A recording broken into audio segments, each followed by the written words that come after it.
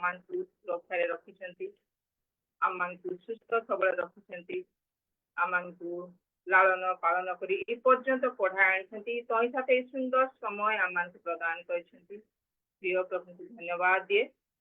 ଆଉ ତାଙ୍କର ସେବା ଉପାସନା କରିବା ପାଇଁ ଆମମାନଙ୍କୁ ମନ ପ୍ରଦାନ କରିଛନ୍ତି। ଆଉ ପ୍ରତ୍ୟେକଙ୍କୁ ମଧ୍ୟ ଆମମାନଙ୍କୁ ଏକାଠି କରିଛନ୍ତି।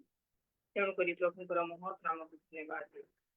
ଆଉ ଯେତେବେଳେ ଆମମାନେ ଏଠାରେ ଏକାଠି ହୋଇଛୁ, ପ୍ରଭୁଙ୍କର ଏଇ ଦୟା ଅନୁଗ୍ରହ ଆମମାନଙ୍କ ପ୍ରତି ଯୋଉ ରହିଛି, এই সমস্ত বিষয়କୁ ଆମେ ସ୍ମରଣ କରୁ। ବିଶେଷ କରି ଆମମାନଙ୍କ ନିମନ୍ତେ ଯେଉଁ ଜୀବନ ଦେଇଛନ୍ତି, ଯେଉଁ ପ୍ରେମକୁ ପ୍ରକାଶ କରିଛନ୍ତି, ଆଉ ତାଙ୍କରି କରୁଣାରୁ ଏ ପର୍ଯ୍ୟନ୍ତ ଆମମାନଙ୍କୁ ପଢି ଆଣିଛନ୍ତି, ଜୀବିତ ରଖିଛନ୍ତି, ସମୟ ପ୍ରଦାନ କରିଛନ୍ତି। ଏ ସମସ୍ତ ବିଷୟକୁ ଆମେ ସ୍ମରଣ ରଖି ଆମେ ତାଙ୍କର ଗୌରବ ପ୍ରଶଂସା କରିବା।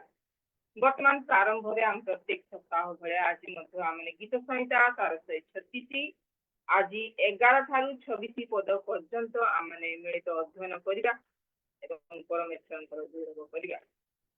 ମୁଁ ପ୍ରଥମ ଲାଇନ୍ ପଢିବି, ଆପଣମାନେ ତା ଦ୍ୱିତୀୟ ଲାଇନ୍ ପଢିବେ। ଏହିପରି ମିଳିତ ଭାବରେ ଆମେ ପରମେଶ୍ୱରଙ୍କର ଗୌରବ। ପୁଣି ସେମାନଙ୍କ ମଧ୍ୟରୁ ଇସ୍ରାଏଲକୁ ବାହାର କରି ଆଣିଲେ ସେ, କାରଣ ତାହାଙ୍କ ଦୟା ଅନନ୍ତକାଳ ସ୍ଥାୟୀ। ବଳବାନ ହସ୍ତ ଓ ବିସ୍ତୃତ ବାହୁ ଦ୍ୱାରା ତାହା କଲେ ସେ, କାରଣ ତାହାଙ୍କ ଦୟା ଅନନ୍ତକାଳ ସ୍ଥାୟୀ। ସେ ସୁଖ ସାଗରକୁ ବିଭକ୍ତ କଲେ ତାହାଙ୍କର ଧନ୍ୟବାଦ କର। କାରଣ ତାହାଙ୍କ ଦୟା ଅନନ୍ତକାଳ ସ୍ଥାୟୀ। ତହିଁ ମଧ୍ୟ ଦେଇ ଇସ୍ରାଏଲକୁ ପାର କରାଇଲେ ସେ, କାରଣ ତାହାଙ୍କ ଦୟା ଅନନ୍ତକାଳ ସ୍ଥାୟୀ। ମାତ୍ର ଫାରୋ ଓ ତାର ସୈନ୍ୟଗଣକୁ ସୁଖ ସାଗରରେ ଠେଲି ଦେଲେ ସେ, କାରଣ ତାହାଙ୍କ ଦୟା ଅନନ୍ତକାଳ ସ୍ଥାୟୀ। ଯେ ପ୍ରାନ୍ତର ଦେଇ ଆପଣା ଲୋକମାନଙ୍କୁ ଗମନ କରାଇଲେ ତାହାଙ୍କର ଧନ୍ୟବାଦ କର। କାରଣ ତାହାଙ୍କ ଦୟା ଅନନ୍ତକାଳ ସ୍ଥାୟୀ। ଯେ ମହା ରାଜଗଣକୁ ସଂହାର କଲେ ତାହାଙ୍କର ଧନ୍ୟବାଦ କର। କାରଣ ତାହାଙ୍କ ଦୟା ଅନନ୍ତକାଳ ସ୍ଥାୟୀ। ପରାକ୍ରାନ୍ତ ରାଜାମାନଙ୍କୁ ସଂହାର କଲେ ସେ, କାରଣ ତାହାଙ୍କ ଦୟା ଅନନ୍ତକାଳ ସ୍ଥାୟୀ। ଇମୋରିୟ ମାନଙ୍କ ରାଜା ସିଂହଙ୍କୁ ବଦ୍ଧ କଲେ ସେ, କାରଣ ତାହାଙ୍କ ଦୟା ଅନନ୍ତକାଳ ସ୍ଥାୟୀ। ପୁଣି ବାସନର ରାଜା ଓକୁ ବଦ୍ଧ କଲେ ସେ, କାରଣ ତାହାଙ୍କ ଦୟା ଅନନ୍ତକାଳ ସ୍ଥାୟୀ। ଆଉ ସେମାନଙ୍କ ଦେଶ ଅଧିକାରାର୍ଥେ ଦେଲେ ସେ, କାରଣ ତାହାଙ୍କ ଦୟା ଅନନ୍ତକାଳ ସ୍ଥାୟୀ। ନିଜ ଦାସ ଇସ୍ରାଏଲର ଅଧିକାର ନିମନ୍ତେ ଦେଲେ ସେ, କାରଣ ତାହାଙ୍କ ଦୟା ଅନନ୍ତକାଳ ସ୍ଥାୟୀ। ଆମ୍ଭମାନଙ୍କ ଦୀନବସ୍ଥା ସମୟରେ ଆମ୍ଭମାନଙ୍କୁ ସ୍ମରଣ କଲେ ସେ, କାରଣ ତାହାଙ୍କ ଦୟା ଅନନ୍ତକାଳ ସ୍ଥାୟୀ। ପୁଣି ଆମ୍ଭମାନଙ୍କ ବିପକ୍ଷ ଗଣ ଠାରୁ ଆମ୍ଭମାନଙ୍କୁ ଉଦ୍ଧାର କରିଅଛନ୍ତି ସେ, କାରଣ ତାହାଙ୍କ ଦୟା ଅନନ୍ତକାଳ ସ୍ଥାୟୀ। ସବୁ ପ୍ରାଣୀକି ଆହାର ଦିଅନ୍ତି ସେ, କାରଣ ତାହାଙ୍କ ଦୟା ଅନନ୍ତକାଳ ସ୍ଥାୟୀ। ସ୍ୱର୍ଗର ପରମେଶ୍ୱରଙ୍କର ଧନ୍ୟବାଦ କର। କାରଣ ତାହାଙ୍କ ଦୟା ଅନନ୍ତକାଳ ସ୍ଥାୟୀ। ଏଇ ପଠିତ ବାକ୍ୟରେ ପୁଣି ଶ୍ରବଣରେ ଆମେ ପ୍ରତ୍ୟେକଙ୍କୁ ଆଶୀର୍ବାଦ କରନ୍ତୁ। এই অধ্যয়ন দ্বারা পরমেশ্বর গৌরব পাଆନ୍ତୁ। ବର୍ତ୍ତମାନ ଆମେ ଆରମ୍ଭ ପ୍ରାର୍ଥନା କରିବା। ଆଜିର ଉପାସନାକୁ ପରମେଶ୍ୱର ହସ୍ତରେ ଆମେ ସମର୍ପିତ କରିବା। ଏ ସମୟ ମଧ୍ୟରେ ଆମମାନଙ୍କ ଗଣ ଜଡ଼ିତ ଅଛନ୍ତି, ସସ୍ମିତା ଗାଣ୍ଟା ଶିଷ୍ୟ ଅଛନ୍ତି, ତାଙ୍କୁ ମୁଁ ଅନୁରୋଧ କରେ ଆରମ୍ଭ ପ୍ରାର୍ଥନାରେ ପଢ଼ାଇ ନେବେ। ମିସେସ୍ ସସ୍ମିତା ଗାଣ୍ଟା। ଜୁମ୍ରେ ଉପସ୍ଥିତ ପ୍ରତ୍ୟେକଙ୍କୁ ପ୍ରେଜ୍ ଦ ଲର୍ଡ। ଆସନ୍ତୁ ପ୍ରାର୍ଥନା କରିବା। Hallelujah hallelujah. ପ୍ରେମମୟ ପ୍ରଭୁ, ତୁମର ପବିତ୍ର ମହାନାମକୁ ଧନ୍ୟବାଦ ଦଉଛି ଆପା। ଧନ୍ୟବାଦ ଧନ୍ୟବାଦ ଧନ୍ୟବାଦ ଧନ୍ୟବାଦ। ସ୍ତୁତି ବନ୍ଦନା ପୂଜା ଆରାଧନା ପାଇବାକୁ ଏକମାତ୍ର ଜୀବିତ ପରମେଶ୍ୱର, ସର୍ବ ସୃଷ୍ଟିକର୍ତ୍ତା, ସର୍ବ ବିଷୟ ନିରୀକ୍ଷଣକାରୀ ପରମେଶ୍ୱର, ଅନାଦି କାଳରୁ ଅନନ୍ତ କାଳ ପର୍ଯ୍ୟନ୍ତ ଆମମାନଙ୍କର ସଙ୍ଗେ ସାଥିର ଗତ ଦିନର ବିପଦ ଆପଦ ରୋଗ ସଂକଟରୁ ଉଦ୍ଧାର କରି ଆଜି ସୁନ୍ଦର ସମୟ ଦେଲ। ହଁ ପ୍ରଭୁ, ଆଜି ଆମେ ସମସ୍ତେ ଏକତ୍ର ହେଇ ତୁମର ଧନ୍ୟବାଦ କରୁ କରୁ ଏ ସନ୍ଧ୍ୟା ସମୟରେ ପ୍ରଭୁ ତୁମ ଠାରେ ସମର୍ପିତ ହେବା ନିମନ୍ତେ ତୁମେ ସୁନ୍ଦର ସୁଯୋଗ ଦେଇଛ, ସେଥିପାଇଁ ଧନ୍ୟବାଦ ଦଉଛି। ମିଟିଂର ଆରମ୍ଭରୁ ଶେଷ ପର୍ଯ୍ୟନ୍ତ କେବଳ ତୁମେ ମହିମାନ୍ୱିତ, ତୁମେ ଗୌରବାନ୍ୱିତ, ତୁମେ ପୂଜା ପ୍ରଶଂସା ପାଅ ବୋଲି ପ୍ରାର୍ଥନା କରୁଛି। ହଁ ପ୍ରଭୁ, ଏ ମିଟିଂ ପାଇଁ ପ୍ରାର୍ଥନା କରୁଛି। ହଁ ପ୍ରଭୁ, ଯେତେ ଜଣ ଯୋଡି ଅଛନ୍ତି ପ୍ରତ୍ୟେକଙ୍କୁ ତୁମେ ଅନୁଗ୍ରହ ଦୟା କୃପା କର। ଆଜି ଯିଏ ପ୍ରଭୁ ଲିଡ୍ କରୁଅଛନ୍ତି ଦିଦିଙ୍କୁ ତୁମ ହସ୍ତ ତଳେ ଦଉଛି, ତାଙ୍କ ଦ୍ଵାରା ତୁମେ ମହିମାନ୍ୱିତ ହୁଅ, ପ୍ରଶଂସାନ୍ୱିତ ହେଇ ତାଙ୍କ तांको द्वारा प्रभु तुम्हें पूजा प्रशंसा पाओ बोले प्रार्थना करूची तांको तुम्हें सहाय कर आशीर्वाद करो जे प्रभु तांके लीड करी तुमरी महिमा करबा पारबे से साहाय्य करो विशेष भाव आज जे आराधना करिवे तांको निमंते प्रार्थना करूची हाँ प्रभु जी आज मेसेज नेबे तांको निमंते प्रार्थना करूची राजा तुम्हें तांको मुख पात्र तुम्हें ही तुम्हें अनुग्रह कर दया कृपा करी तुमरी इच्छा अनुसार व्यवहार हो आज जो भौणी प्रभु बाइबल रीडिंग करिवे तांको पाए मध्य प्रार्थना करूची आज प्रभु तुम हस्त तले दउची जेते प्रार्थना विषय रखा जीवो जेते निवेदन तुम चरण तले रखा जीवो प्रभु प्रत्येक निवेदन तुम्हें शुणी तुम्हें उत्तर दया परमेश्वर जेते जन जोड़िबे प्रभु से मानकर सहाय को क्वेश्चन आंसर रे प्रभु तुम्हें कथा को तुम्हें आमान को शिक्षा दियो तुम्हें आमान कर सहाय को आमान जे प्रे क्वेश्चन आंसर द्वारा प्रभु तुमरे महिमा करिवो आमाने तुमोठरे प्रभु अधिक रु अधिक बढ़िबा पारिबु से सहाय्य करो हाँ प्रभु तुम्हें दया करो तुम्हें दयालु परमेश्वर तुम्हार धन्यवाद दूचे विशेष भाव में नेटवर्क निमंते प्रार्थना करूचे आरंभ रु शेष पर्यंत प्रभु तुम्हें दया करो जे प्रे प्रभु नेटवर्क रो कोनोसी प्रकार असुविधा न हेबो से सहाय्य करो तुम्हें सहाय्य करबा परमेश्वर अनुग्रह करबा परमेश्वर दया करबा परमेश्वर तुम्हार धन्यवाद दे मीटिंग रो आरंभ रु शेष पर्यंत केवल तुम्हें महिमान्वित पाओ बोली तुम हस्त तले समस्त भार को समर्पण करी केवल प्रेममय प्रभु जीशु के नाम रे छोट भिक्षा मागुछु पिता आमेन आमेन आमेन बहुत बहुत धन्यवाद सिस्टर आरंभ प्रार्थना रे कोडी नेछले सभी विषय को प्रभु सिस्टर प्रभु आपण प्रार्थना आओ प्रतिदिन कार्य रे प्रभु तेणु आपण प्रभु आपण को आशीर्वाद करନ୍ତୁ वर्तमान आमाने जीवा परमेश्वर कौन वस्तु जिनस को चाहती नहीं केवल आम हृदय सेवा उपासना को चाहती तेरे गीत माध्यम आम प्रभुर महिमा करवा गौरव करवा प्रशंसा करवा आज आम गहण अच्छा सिस्टर सिस्टर को आह्वान करे मिसेस नलिनी जेना सिस्टर को गीत द्वारा प्रभुर महिमा करेंगे ये समय हूँ सिस्टर आप आराधना द्वारा आम बहुत बहुत धन्यवाद सिस्टर प्रेज द लॉर्ड जो मेरा उपस्थित समस्त को मोर नमस्कार और मते सुंदर सुजोग देथिबा नीमा भौणी को मते धन्यवाद दे परिचालना करी आसुथिबा प्रभुंकर दासी को मते धन्यवाद दे आसंत आमे प्रभुंकर गौरव निमंते किछि गीत गान करी तांकर महिमा करिबा प्रशंसा करिबा कारण आमानकर परमेश्वर आराध्य परमेश्वर से प्रशंसा रे वासकारी परमेश्वर से समस्त गौरव समस्त महिमा समस्त प्रशंसा पाइबा निमंते एकमात्र शोभाजन परमेश्वर से अटंती तांकर गौरव करिवार तांकर महिमा करिवार शोभनीय एवं उत्तम अटे सेथिपे आसु हम माने तांकर गौरव निमंते जो परमेश्वर आमान को सृष्टि करि अछंती सेही परमेश्वरंकर धन्यवाद करू करू सेही परमेश्वरंकर गौरव करू करू सेही परमेश्वरंकर प्रशंसा करू करू गोटे गीत गान करी तांकर निकटवर्ती हेबा hallelujah hallelujah praise the Lord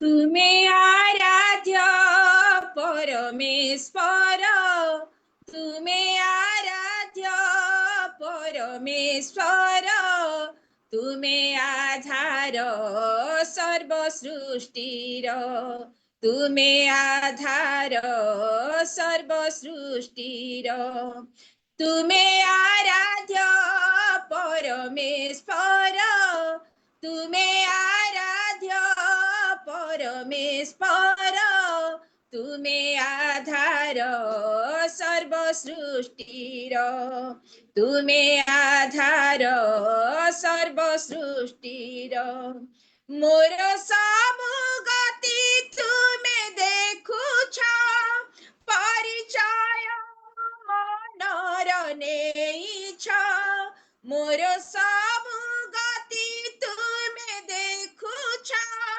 परिचय मनर नेइछ हृदयर चिंता सबु जानुछ अंतर्जामी प्रभु मो जीवनर हृदयर चिंता सबु जानुछ अंतर्जामी प्रभु मो जीवनर तुम्हें आराध्य परमेश्वर तुम्हें आराध्य परमेश्वर तुम्हें आधार सर्व सृष्टिर तुम्हें आधार सर्व सृष्टिर अंग प्रत्यंग प्रेमारे गाढीछा माता उदर जतने खंजीछा अंग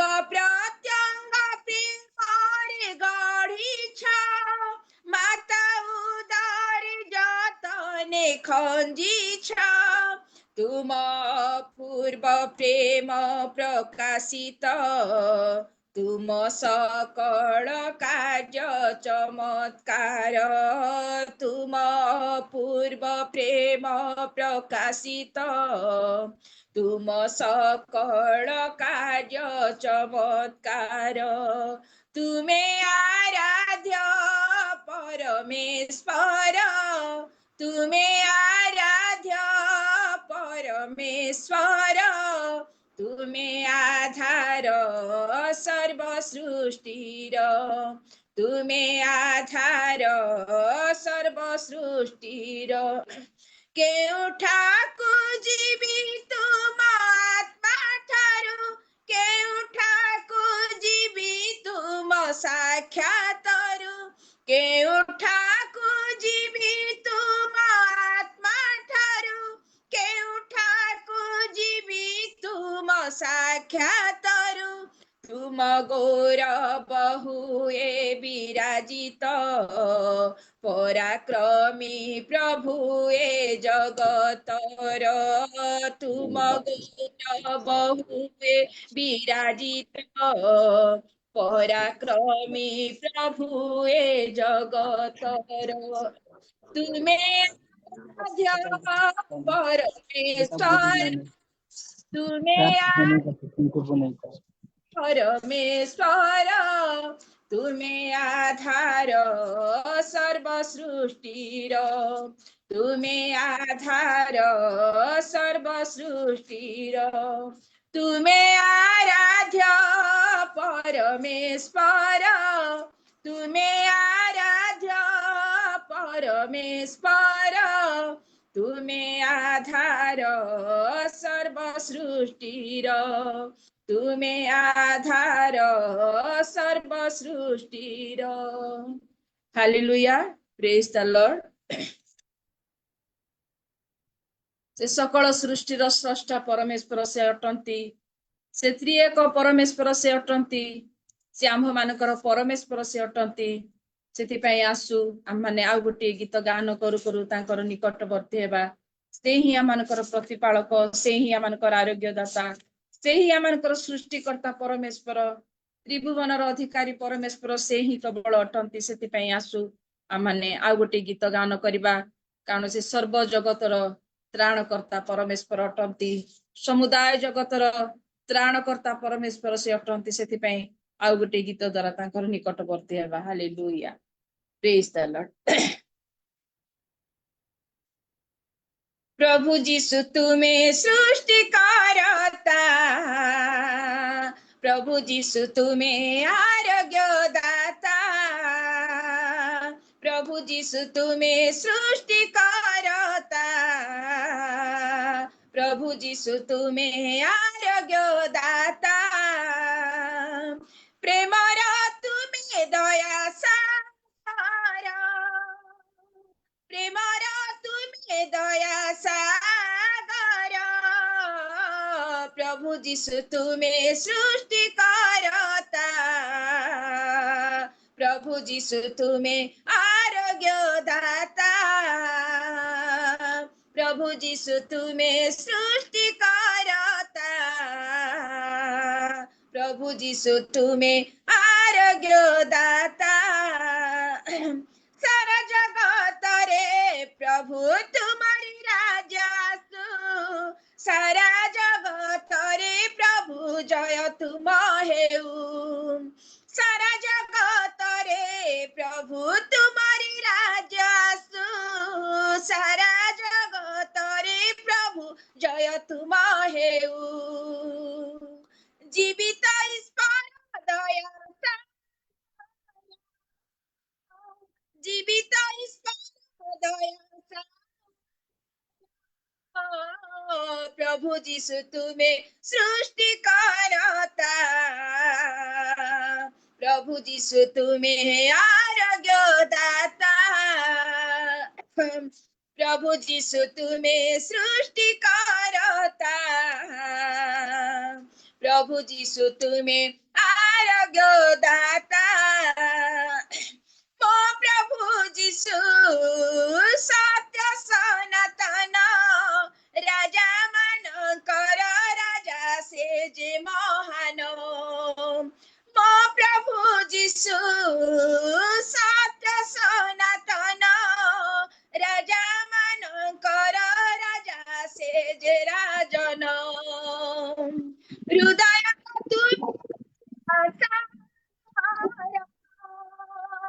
हृदय तुमे दया सागर, प्रभु जीशु तुमे सृष्टि करता,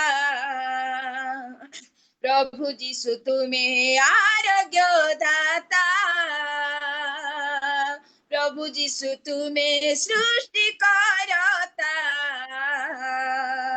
प्रभु जीशु तुमे आरोग्य दाता, तुम्हारी चरणे सेवा करिबु जेउ दिन, दया कर जीशु राजा दियो दर्शन, तुम्हारी चरणे सेवा करिबु जेउ दिन, दया कर जीशु राजा दियो दर्शन, पवित्र ईश्वर दया सागर, पवित्र ईश्वर दया सागर, प्रभु जीशु तुम्हें सृष्टि करता, प्रभु जीशु तुम्हें आरोग्य दाता, प्रभु जीशु तुम्हें सृष्टि करता, प्रभु जीशु तुम्हें आरोग्य दाता, प्रेमर तुम्हें दया सागर, प्रेमर तुम्हें दया सागर, प्रभु जीशु तुम्हें सृष्टि करता,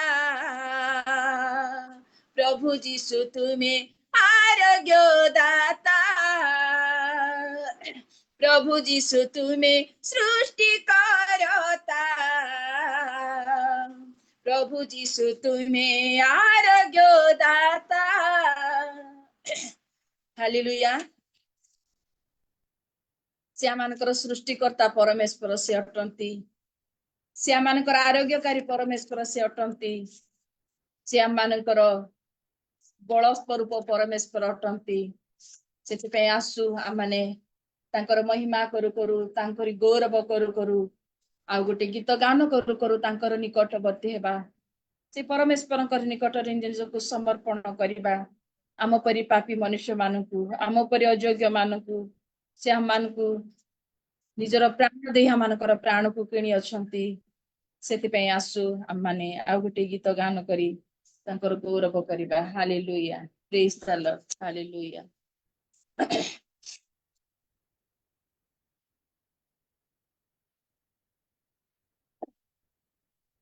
पवित्र मुझे बना दे प्रभु,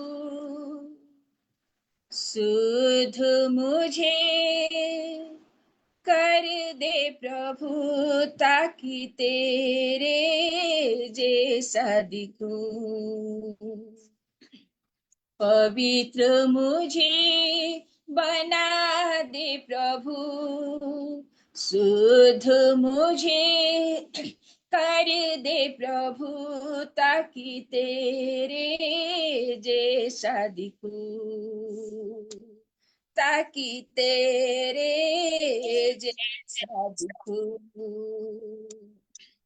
शारीरिक अभिलाषाओं पर शैतान की सारी ताकत पर, शारीरिक अभिलाषाओं पर शैतान की सारी ताकत पर विजय विजय में पाऊं, जय में पाऊं, विजय में पाऊं, जय में पाऊं, ताकि तेरे जैसा दिखूं, ताकि तेरे जैसा दिखूं। पवित्र मुझे बना दे प्रभु, शुद्ध मुझे कर दे प्रभु, ताकि तेरे जैसा दिखूं, ताकि तेरे जैसा दिखूं। तेरा वचन मेरे दिल में रखो, प्यार में तुझसे ही प्रेम करूं। तेरा वचन मेरे दिल में रखो, प्यार में तुझसे ही प्यार करूं। प्रार्थना में बल में पाऊं, प्रार्थना में बल में पाऊं, ताकि तेरे जैसा दिखूं, ताकि तेरे जैसा दिखूं। पवित्र मुझे बना दे प्रभु, शुद्ध मुझे कर दे प्रभु, ताकि तेरे जैसा दिखूं, ताकि तेरे जैसा दिखूं, ताकि तेरे जैसा दिखूं। धन्यवाद सिस्टर।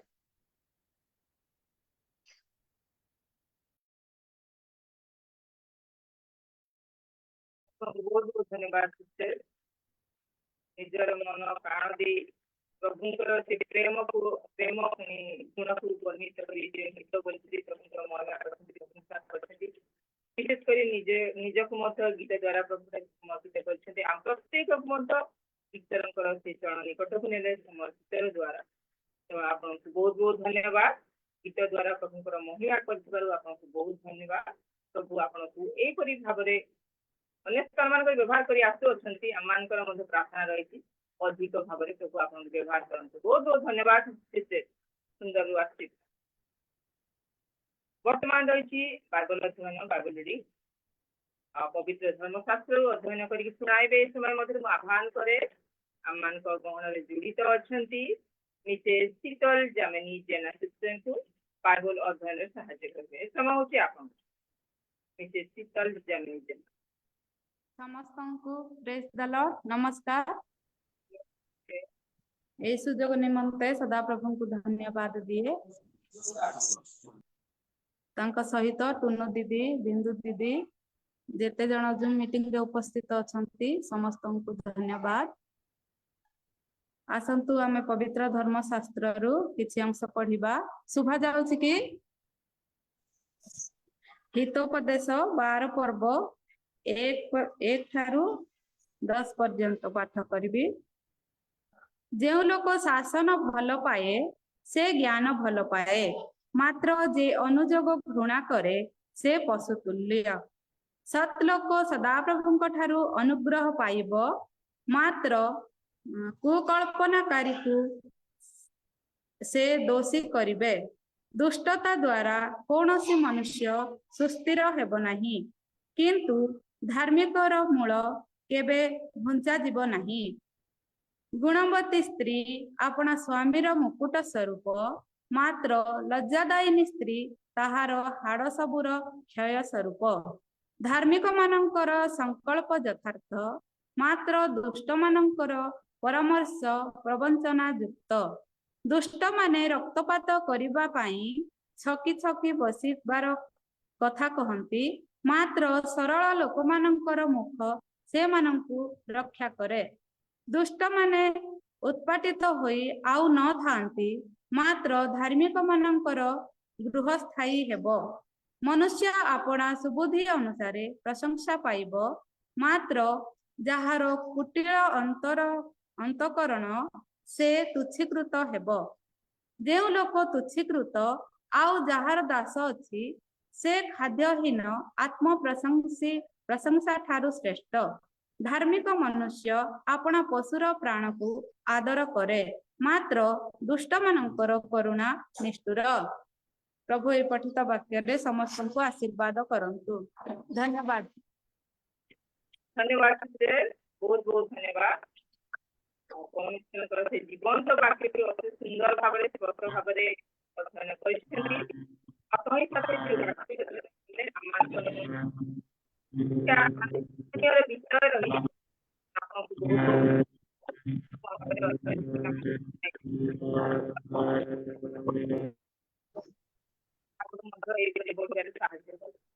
Thank you sir. वर्तमान रही मेमोरी बेस मुखस्थ पद यदि आपण मैंने परमेश्वर वाक्य को मुखस्थ कर वर्तमान आपण मैंने मुखस्थ पद।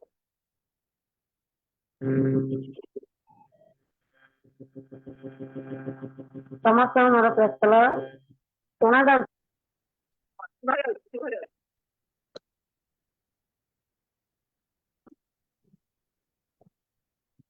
समस्त मोर प्रस्तल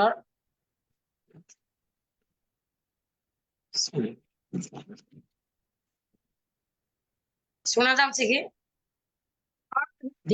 सुना जाउछि। समस्त मोर प्रस्तल आज को स्वर्ण पद मात्र मु जाने जे मोहर मुक्तिकर्ता जीवित अटंती ओ शेष रे से पृथ्वी ऊपर ठिया हेबे। आइब 19:25 पद। धन्यवाद।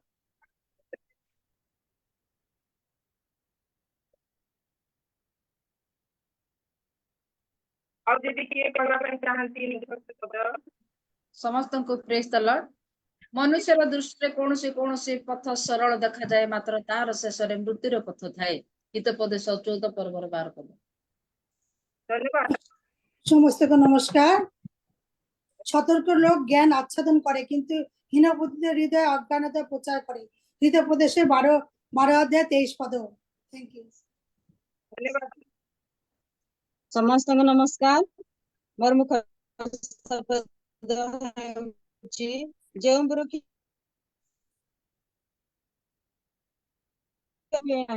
एपरि वृक्ष सदृश से हेबो, पुणी से जहा करे ताहा सफल हबो।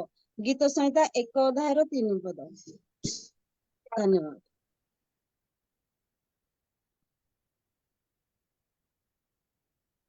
और यदि किए करबा ପାଇଁ ଚାହାନ୍ତି। समस्त को नमस्कार। स्वर्णमय पद अच्छी आउ वाक्य कि कर्म रे तुमने जहा किछि करो से समस्त प्रभु जीशु नाम रे करी ताहांक द्वारा पिता ईश्वर को धन्यवाद दियो। कलसिया 3 पर्वर 17 पद। धन्यवाद। समस्त को कलसिया 3:12 पार्थिव विषय आसक्त नहीं ऊर्ध्वस्त विषय आसक्त हो। धन्यवाद। ଆଉ ଯଦି କିଏ କରିବା ପାଇଁ ଚାହେଁ।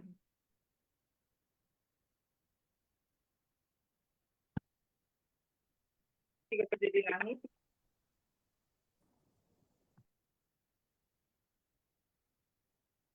प्रभु आपण मानकु बहुड़ भाव आशीर्वाद करंतु।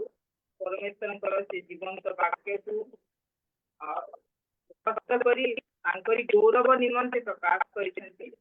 अति वाक्य चूज करिसेंती पुनी प्रकाश करिसेंती। एथि द्वारा मध्य प्रभु मानकु शिक्षा दोछंती, वाक्य प्रदान करिसेंती। आपण मानकु बहुत बहुत धन्यवाद। आपण माने प्रकाश करिबारु प्रभु आपण मानकु आगामी दिन मानकरे मध्य ए प्रकार भाबरे व्यवहार करंतु, आशीर्वाद करंतु। आपण मानकु बहुत बहुत धन्यवाद। वर्तमान रही बाइबल क्विज बाइबल प्रश्न उत्तर कार्यक्रम ताहा आगु पढ़ाई नेबे। इस समय मध्य आह्वान करे गहन रे जड़ित अछंती मिसेस सुशीला आगु आसिबे बाइबल प्रश्न उत्तर कार्यक्रम को आगे समय होची आपनकर मिसेस सुशीला। समस्त को praise the Lord. Praise the Lord. ଆସନ୍ତୁ ଆଜିର ବାଇବଲ କୁଇଜ ଆମେ ଦେଖିବା, ଯାହାକି ଯାତ୍ରା ପୁସ୍ତକ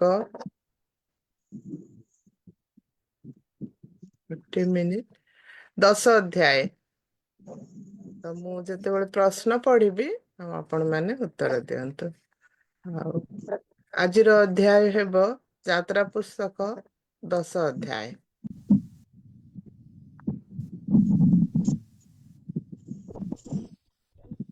ଶୁଭା ଯାଉଛି ମୋର ଆୱାଜ? ହଁ ଦିଦି। ଶୁଭୁଛି ଥ୍ୟାଙ୍କ ୟୁ, ଥ୍ୟାଙ୍କ ୟୁ। ପ୍ରଥମ ପ୍ରଶ୍ନ ହେଲା, ପଙ୍ଗପାଳ ମାନଙ୍କୁ ମିଶରକୁ ଆଣିବା ପାଇଁ ପରମେଶ୍ୱର କଣ ବ୍ୟବହାର କରିଥିଲେ?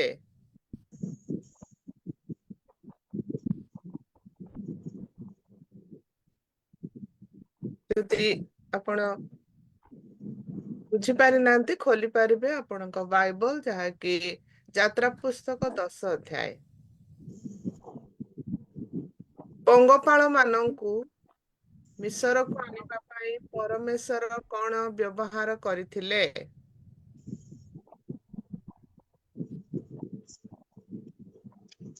ମୂଷାକୁ ଯଷ୍ଟି ଆକାଶରେ ଉଠାଇବା ପାଇଁ କହିଥିଲେ। ପଙ୍ଗପାଳ ରାତ୍ରି ସାରା ଆସି ପ୍ରଭାତ ସମୟରେ ମିଶର ଦେଶରେ ପରିପୂର୍ଣ୍ଣ ହୋଇଥିଲା। ପର୍ବପଦ ହେଲା, ଆପଣ ଦେଖିବେ ଯାତ୍ରା ପୁସ୍ତକ 10 ଅଧ୍ୟାୟର 13 ପଦରେ। ଧନ୍ୟବାଦ ଆପଣଙ୍କୁ। ପଙ୍ଗପାଳଙ୍କ ମହାମାରୀ ପରେ ମିଶରରେ କଣ ପାଲଟି ଗଲା? ମିଶର କଣ ପାଲଟି ଗଲା? ମିଶର ଦେଶ ଯାକ ପଙ୍ଗପାଳରେ ପରିପୂର୍ଣ୍ଣ ହୋଇଥିଲା। ମିଶର ରାଜାଙ୍କ ଗୃହରେ, ତାଙ୍କ ଦାସମାନଙ୍କ ଗୃହରେ, ମିଶ୍ରୀୟ ଲୋକମାନଙ୍କ ଗୃହରେ ପଙ୍ଗପାଳ ପରିପୂର୍ଣ୍ଣ ହୋଇଥିଲା। ଆପଣଙ୍କୁ ଧନ୍ୟବାଦ। ଯାହାକି ଆପଣ ଦେଖିବେ ଯାତ୍ରା ପୁସ୍ତକ 10 ଅଧ୍ୟାୟ 15 ପାରିଲେ କି ନାହିଁ? ପଢି ଦିଅନ୍ତୁ ଯାତ୍ରା ପୁସ୍ତକ 10 ଅଧ୍ୟାୟର 15 ପଦ। ସେମାନେ ସମୁଦାୟ ଭୂମି ଆଚ୍ଛନ୍ନ କଲେ ଓ ସେମାନଙ୍କ ଦ୍ୱାରା ଦେଶ ଅନ୍ଧକାରବୃତ ହେଲା। ଭୂମି ଯେ ତୃଣ ଓ ବୃକ୍ଷାଦିର ଯେ ଫଳ ଶିଳାବୃଷ୍ଟିରୁ ରକ୍ଷା ପାଇଥିଲା, ତାହା ସେମାନେ ଖାଇ ପକାଇଲେ। ତହିଁରେ ସମୁଦାୟ ମିଶର ଦେଶରେ କୌଣସି ବୃକ୍ଷ କି କ୍ଷେତ୍ରର ତୃଣାଦି ପରିପୂର୍ଣ୍ଣ କିଛି ମାତ୍ର ରହିଲା ନାହିଁ। ଧନ୍ୟବାଦ ଆପଣଙ୍କୁ। ମିଶରରୁ ପଙ୍ଗପାଳ ମାନଙ୍କୁ କିପରି ଅପହରଣ କରାଯାଇଥିଲା? ବା ମିଶର ଦେଶର ପଙ୍ଗପାଳ ମାନଙ୍କୁ ପଶ୍ଚିମ ବାୟୁ ବୁହାଇ ସୁଫ ସାଗରରେ ନିକ୍ଷେପ କରାଯାଇଥିଲା। good. Thank you so much. ଆପଣ ସ୍କ୍ରିନ ଦେଖି ପାରୁଛନ୍ତି? ହଁ, ଦେଖିପାରୁଛି। ଆଚ୍ଛା। ସଦାପ୍ରଭୁ କାହା ହସ୍ତ ଦ୍ୱାରା ମିଶରରେ ଅନ୍ଧକାର ଆଣିଥିଲେ? ମୂଷା ଓ ହାରଣଙ୍କ ଦ୍ୱାରା ମିଶରରେ ଅନ୍ଧକାର ଆଣିଥିଲେ ସଦାପ୍ରଭୁ। ଧନ୍ୟବାଦ। ଯାତ୍ରା ପୁସ୍ତକ 10 ଅଧ୍ୟାୟ ଅନୁଯାୟୀ ଯେତେବେଳେ ମୂଷା ଫାରୋଙ୍କୁ ଅନୁରୋଧ କରିଥିଲେ ଯେ ଇସ୍ରାଏଲ ମାନଙ୍କୁ ସେମାନଙ୍କ ପରମେଶ୍ୱରଙ୍କ ସେବା କରିବା ପାଇଁ ପ୍ରାନ୍ତରକୁ ଯିବାକୁ ଦିଅନ୍ତୁ, କିନ୍ତୁ ଫାରୋ କଣ ଚିନ୍ତା କରିଥିଲେ? କିନ୍ତୁ ଫାରୋ ଯିବାକୁ ଦେଇ ନଥିଲେ, ଖାଲି ପୁରୁଷ ମାନଙ୍କୁ ଯିବାକୁ ଦେଇଥିଲେ। ମୂଷା ଓ ଫାରୋ ରାଜାଙ୍କ ନିକଟରେ ସେମାନେ ଦାବି କରିଥିଲେ ଯେ ସେମାନଙ୍କର ସନ୍ତାନ ମାନଙ୍କୁ, ପୁତ୍ର କନ୍ୟା ମାନଙ୍କୁ, ବାଳକ ମାନଙ୍କୁ ଏବଂ ଗୋମସାଦୀ ପଲ ଘେନି ଯିବାକୁ ସେମାନେ ଚୁକ୍ତି କରିଥିଲେ, କିନ୍ତୁ ଫାରୋ ରାଜା ସେ ସବୁକୁ ମନା କରିଦେଇଥିଲେ। ଖାଲି ପୁରୁଷ ମାନଙ୍କୁ ଯିବାକୁ ଦେଇଥିଲେ, କହିଥିଲେ। ଧନ୍ୟବାଦ।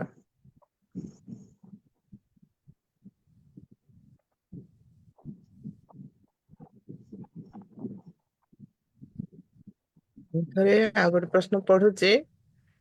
ଯଦି ଫାରୋ ଇସ୍ରାଏଲ ମାନଙ୍କୁ ପ୍ରାନ୍ତରରେ ସେମାନଙ୍କ ପରମେଶ୍ୱରଙ୍କୁ ଉପାସନା କରିବାକୁ ଛାଡି ଦିଅନ୍ତି, ତେବେ ସେମାନେ ସେମାନଙ୍କର ଦାସତ୍ୱ ଜାରି ରଖିବା ପାଇଁ ମିଶରକୁ ଫେରି ଆସିବେ। ଏଥିପାଇଁ ସେ କଣ ବନ୍ଧକ ଭାବରେ ବ୍ୟବହାର କରିବାକୁ ଚାହୁଁଥିଲେ? କୋଉ ମେସେଜ କଲ? ଧନ୍ୟବାଦ।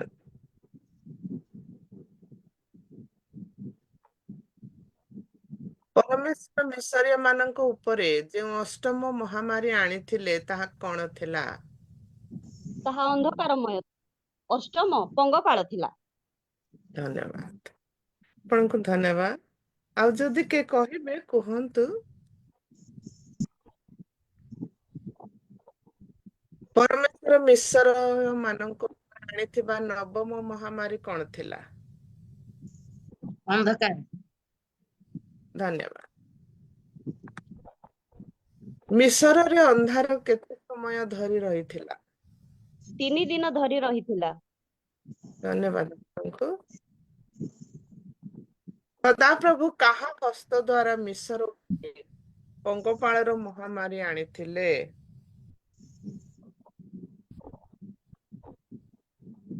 ମୂଷାଙ୍କ ହସ୍ତ ଦ୍ୱାରା। ଧନ୍ୟବାଦ। କରେକ୍ଟ। ଧନ୍ୟବାଦ। ତ ପ୍ରଭୁଙ୍କ ଇଚ୍ଛା ହେଲା ଆଉ ମାନେ ଦେଖିବା ଆଉ ଯାତ୍ରା ପୁସ୍ତକ 11 ଅଧ୍ୟାୟ। Thank you so much. ବର୍ତ୍ତମାନ ଆମେ ଏକ ଭିଡିଓ ଦେଖିବା ଏହି 10 ଅଧ୍ୟାୟ ଆଉ ଯାହାକି ଏକ୍ସପ୍ଲେନ ହେଇଛି ଭଲ ଭାବରେ ବୁଝିପାରିବା।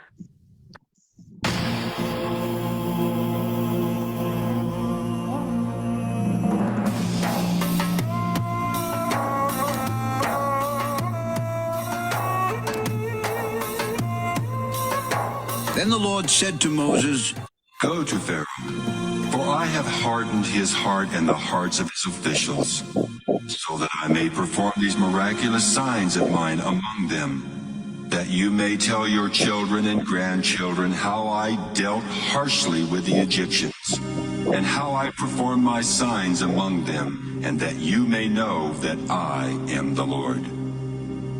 So Moses and Aaron went to Pharaoh and said to him, "This is what the Lord, the God of the Hebrews, says. How long will you refuse to humble yourself before me? Let my people go so that they may worship me. If you refuse to let them go, I will bring locusts into your country tomorrow. They will cover the face of the ground so that it cannot be seen.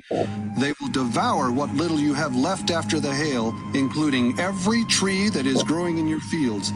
They will fill your houses and those of all your officials and all the Egyptians, something neither your fathers nor your forefathers have ever seen from the day they settled in this land till now."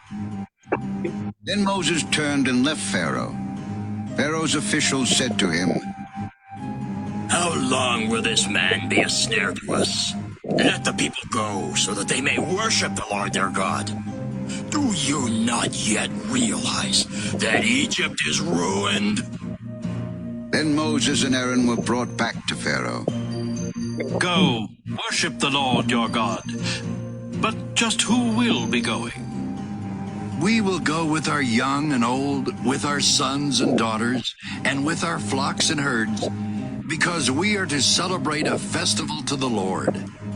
"The Lord be with you. If I let you go along with your women and children, clearly you are bent on evil. No, have only the men go and worship the Lord, since that's what you've been asking for." Then Moses and Aaron were driven out of Pharaoh's presence. And the Lord said to Moses, "Stretch out your hand over Egypt so that locusts will swarm over the land and devour everything growing in the fields, everything left by the hail." So Moses stretched out his staff over Egypt, and the Lord made an east wind blow across the land all that day and all that night. By morning the wind had brought the locusts. They invaded all Egypt and settled down in every area of the country in great numbers. Never before had there been such a plague of locusts, nor will there ever be again. They covered all the ground until it was black. They devoured all that was left after the hail, everything growing in the fields and the fruit on the trees. Nothing green remained on tree or plant in all the land of Egypt. Pharaoh quickly summoned Moses and Aaron and said, I have sinned against the Lord your God and against you. Forgive my sin once more and pray to the Lord your God to take this deadly plague away from me. Moses then left Pharaoh and prayed to the Lord. And the Lord changed the wind to a very strong west wind, which caught up the locusts and carried them into the Red Sea. Not a locust was left anywhere in Egypt. But the Lord hardened Pharaoh's heart, and he would not let the Israelites go. Then the Lord said to Moses, Stretch out your hand toward the sky so that darkness will spread over Egypt, darkness that can be felt. So Moses stretched out his hand toward the sky, and total darkness covered all Egypt for 3 days. No one could see anyone else or leave his place for 3 days. Yet all the Israelites had light in the places where they lived.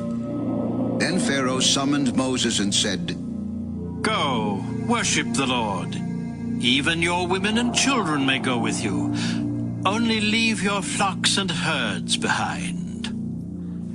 You must allow us to have sacrifices and burnt offerings to present to the Lord our God. Our livestock too must go with us. Not a hoof is to be left behind. We have to use some of them in worshiping the Lord our God. And until we get there, we will not know what we are to use to worship the Lord. But the Lord hardened Pharaoh's heart, and he was not willing to let them go. Pharaoh said to Moses, Get out of my sight. Make sure you do not appear before me again. The day you see my face, you will die. Just as you say, I will never appear before you again. धन्यवाद। जदि केही on करिसंतु mute करंतु।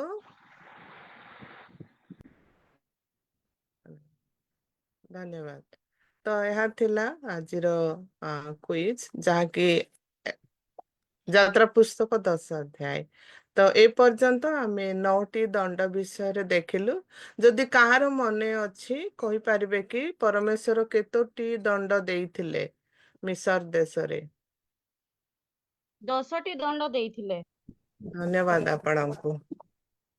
तो आगामी सप्ताह रे हम देखिबा यात्रा पुस्तक 11 अध्याय। तो आपण माने भी बाइबल पढ़ंतु आ मने पड़ी जिवो। जदि भूली जाइछ आ थरे मने पड़ी जिवो। धन्यवाद समस्तंकु एवं सुजोग देइथिबारु आपणको धन्यवाद। ओवर टू यू बिंदु। बहुत बहुत धन्यवाद आपको। प्रति सप्ताह ए प्रश्न माध्यम दे आमानकु केते गुडी विषय स्मरण रे आनी दोछंती पुनी आमे शिखिबारे सहाय्य करी आसीबारु आपनको बहुत बहुत धन्यवाद। प्रभु आपनको बहुल भाबरे आशीर्वाद करंतु आपनको परिश्रम पाए आपनकर फैमिली को मत बहुल भाबरे प्रभु आशीर्वाद करंतु। आगामी दिन मानकरे मत ए प्रकार तांकरी गौरव बनी मत व्यवहार करंतु आपनको बहुत बहुत धन्यवाद। प्रभु आपनको आशीर्वाद करंतु। वर्तमान टेस्टिमोनी रो समय जदि आपण मानकर साक्ष्य अछि तो साक्ष्य द्वारा परमेश्वर गौरव करते साक्ष्य रही प्रकाश कर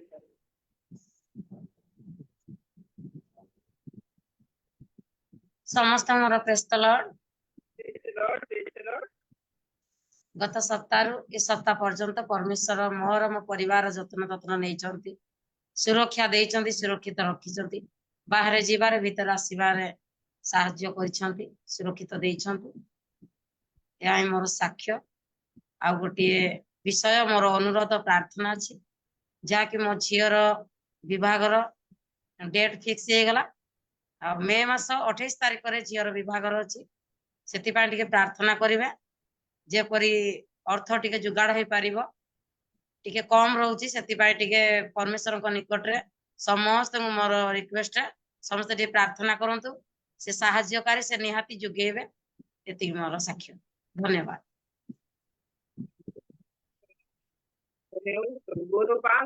साक्ष्य द्वारा प्रभु सुरक्षा करी सुस्थ सबले पर्यंत प्रतिटी विषय साहाय्य पढ़ाई नाम बहुत बहुत आपनकर ଆଉ ଯଦି କାହାରି ଅନୁରୋଧ ପ୍ରାର୍ଥନା ରହିଛି ଅନୁରୋଧ ପ୍ରାର୍ଥନା ଯଦି ଜଣା କଲେ ପ୍ରଭୁଙ୍କର ଅନୁରୋଧ କଲେ।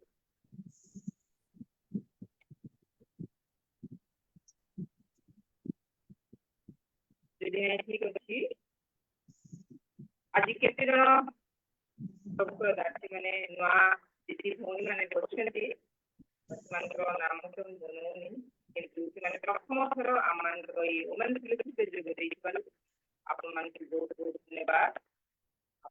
ପ୍ରତି ବୁଧବାର ଏଇ ସମୟରେ ଆଉ ଏଇ ଓମେନ୍ ଫେଲୋସିପରେ ଆପଣମାନେ ଯୋଗ ଦେଇ କରିପାରିବେ। ଆପଣମାନେ ଯୋଗ ଦେଇଥିବାରୁ ଆପଣମାନଙ୍କୁ ବର୍ତ୍ତମାନ ଆମମାନେ କେତେ ଗୁଡ଼ିଏ ବିଷୟ ନେଇ ଆମମାନେ ପ୍ରାର୍ଥନା କରିବା। ଆଉ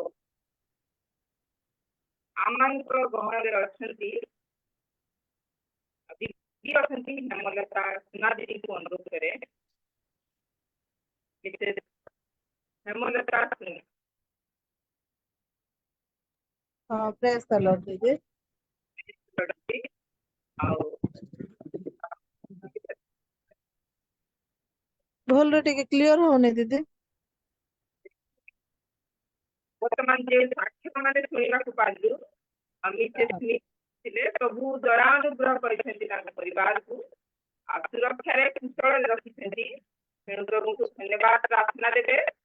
ଆଉ ପୁଣି ତାଙ୍କ ଝିଅର ବାହାଘର ଅଛି ମେ 28 ତାରିଖରେ।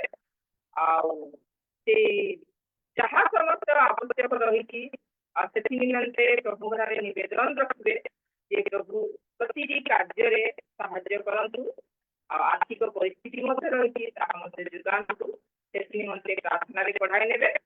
ପୁଣି ଆଉ ଗୋଟାଏ ବିଷୟ ରହିଲା ଆଉ କୋଉ ପିଲାଙ୍କର ଖୋଲିଛି ଆଉ ସେଇ ପିଲାଙ୍କ ନିମନ୍ତେ ପ୍ରାର୍ଥନା କରିବା କି ପ୍ରଭୁ ସେମାନଙ୍କୁ ସୁରକ୍ଷାରେ ଯିବା ଆସିବାରେ ସାହାଯ୍ୟ କରନ୍ତୁ।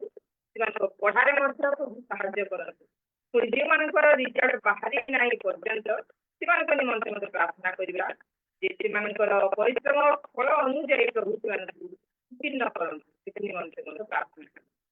ପୁଣି ଗୋଟେ ବିଷୟ ରହିଛି ଯେଉଁମାନେ ଅସୁସ୍ଥ ସୁସ୍ଥତା ପାଇଁ ପ୍ରାର୍ଥନା କରିବେ। ବିଶେଷ କରି ମୋ ପୁତୁରା ଯିଏକି ବିହାରରେ ଜଣେ ରହୁଛନ୍ତି ରାଜା ତାଙ୍କ ନାମ ବର୍ତ୍ତମାନ ଏପେଣ୍ଡିକ୍ସ ହେଇଥିଲା ତାଙ୍କର ସିଏ ଅପରେସନ ହେଇଛନ୍ତି ସମ୍ପୂର୍ଣ୍ଣ ସୁସ୍ଥତା ପାଇଁ ମଧ୍ୟ ପ୍ରାର୍ଥନା କରିନେବେ।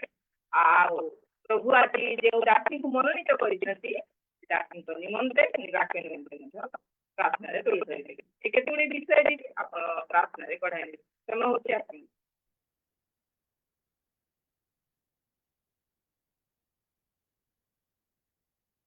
ସମସ୍ତଙ୍କୁ ପ୍ରେସ୍ ଦ ଲର୍ଡ। ମୁଁ ଟିକେ ଅଲଗା ଜାଗାରେ ଅଛି ତ ସେଥିପାଇଁ ଭିଡିଓ ଖୋଲୁନି। ଆଉ ପ୍ରାର୍ଥନା କରିବା। ମଙ୍ଗଳମୟ ସଦା ପ୍ରଭୁ ଗୌରବମୟ ରାଜା ତୁମ ପବିତ୍ର ମହାନାମର ଧନ୍ୟବାଦ ଦଉଛୁ ବାପା। ଧନ୍ୟବାଦ ଦଉଛି ପ୍ରଭୁ ଏଇ ସୁନ୍ଦର ମିଳନ ନିମନ୍ତେ କାରଣ ପ୍ରଭୁ ଅଚାନକ ଭାବରେ ମୁଁ ଆଜି ଲିଙ୍କ ପାଇ ଏ ସ୍ଥାନରେ ପ୍ରଭୁ ଜଡ଼ିତ ହେବା ନିମନ୍ତେ ସୁଯୋଗ ପାଇଅଛି ସେଥିପାଇଁ ତୁମର ଗୌରବ କରୁଛି ପ୍ରଶଂସା କରୁଛି। ହେ ସଦା ପ୍ରଭୁ ଏତେବେଳେ ପ୍ରାର୍ଥନା କରୁଛୁ ବାପା ତୁମ ପ୍ରିୟ ଦାସୀ ଆଜି ରେଡି କରୁଛନ୍ତି ତୁମେ ତାଙ୍କୁ ଆଶୀର୍ବାଦ କର ତୁମେ ତାଙ୍କର ସହାୟତାରେ ରୁହ। ସମସ୍ତ ପରିଚାଳନା କ୍ଷେତ୍ରରେ ପ୍ରଭୁ ତୁମ ଜ୍ଞାନ ବୁଦ୍ଧିରେ ପରିପୂର୍ଣ୍ଣ କର ତାଙ୍କର ଆପଦ ମସ୍ତକ ତୁମେ ସ୍ପର୍ଶ କର ଅଭିଷେକ ଦିଅ ସକଳ ମଙ୍ଗଳ ରକ୍ଷା କର ପ୍ରାର୍ଥନା କରୁଛୁ ଏତେବେଳେ ବାପା। ଏତେବେଳେ ଆମମାନେ ପ୍ରଭୁ ଯେଉଁ ବାଇବଲ କୁଇଜରେ ପ୍ରଭୁ ଆମମାନଙ୍କୁ ଯେଉଁ ଭଉଣୀ କଢେଇ ନେଇଛନ୍ତି ତୁମେ ଜାଣିଛ ବାପା ତୁମେ ତାଙ୍କୁ ଆଶୀର୍ବାଦ କର ଦୟା କର ପ୍ରତ୍ୟେକ ବିଷୟରେ ତୁମର ଅନୁଗ୍ରହ ଢାଳ ସେଇ ପରିବାର ପ୍ରତି ତୁମର ମହାଗୌରବ ପ୍ରକାଶିତ ହେଉ ବାପା ତୁମେ ଦୟା କର ସେ ଯେପରି ତାଙ୍କର ସେବା କାର୍ଯ୍ୟ ମାଧ୍ୟମରେ ଆହୁରି ଅଗ୍ରସର ହେବେ ତୁମରି ଗୌରବ ପ୍ରଶଂସା କରିବାକୁ ପାରିବେ ସାହାଯ୍ୟ କର। ଆଜି ଛୁଆ ମାନଙ୍କର ଅନେକ ଛୁଆ ମାନଙ୍କର ରେଜଲ୍ଟ ବାହାରିଛି ବାପା ସେମାନେ ଆଗକୁ ହାୟର ଷ୍ଟଡି ପାଇଁ ପାଠ ପଢିବା ନିମନ୍ତେ ଯାଉଛନ୍ତି ତୁମେ ସେମାନଙ୍କୁ ଆଶୀର୍ବାଦ କର। ଯେଉଁମାନଙ୍କର ମଧ୍ୟ ରେଜଲ୍ଟ ବାହାରିନି ସେମାନେ ଯେପରି ଆଗାମୀ ଦିନରେ ପ୍ରଭୁ ସୁନ୍ଦର ଭାବରେ ରେଜଲ୍ଟ ବାହାରିବ ଆଉ ସେମାନେ ପାଠ ପଢାରେ ଉନ୍ନତି କରି ତୁମରି ଗୌରବ ପ୍ରଶଂସା କରିବେ ସାହାଯ୍ୟ କର।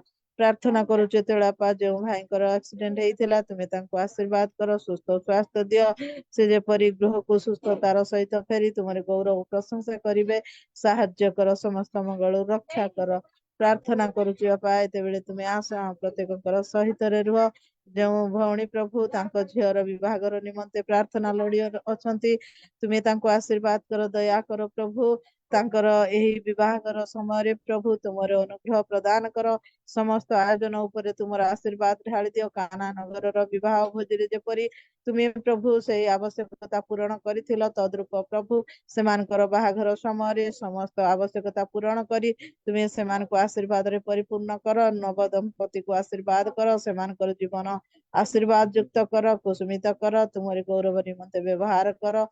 ପ୍ରାର୍ଥନା କରୁଛି ପ୍ରଭୁ, ବର୍ତ୍ତମାନ ଯେଉଁ ତୁମରି ପ୍ରିୟ ଦାସୀ ତୁମରି ବାକ୍ୟ ଘେନି ଆସୁଅଛନ୍ତି ବାପା, ତୁମେ ତାଙ୍କୁ ଆଶୀର୍ବାଦ କର।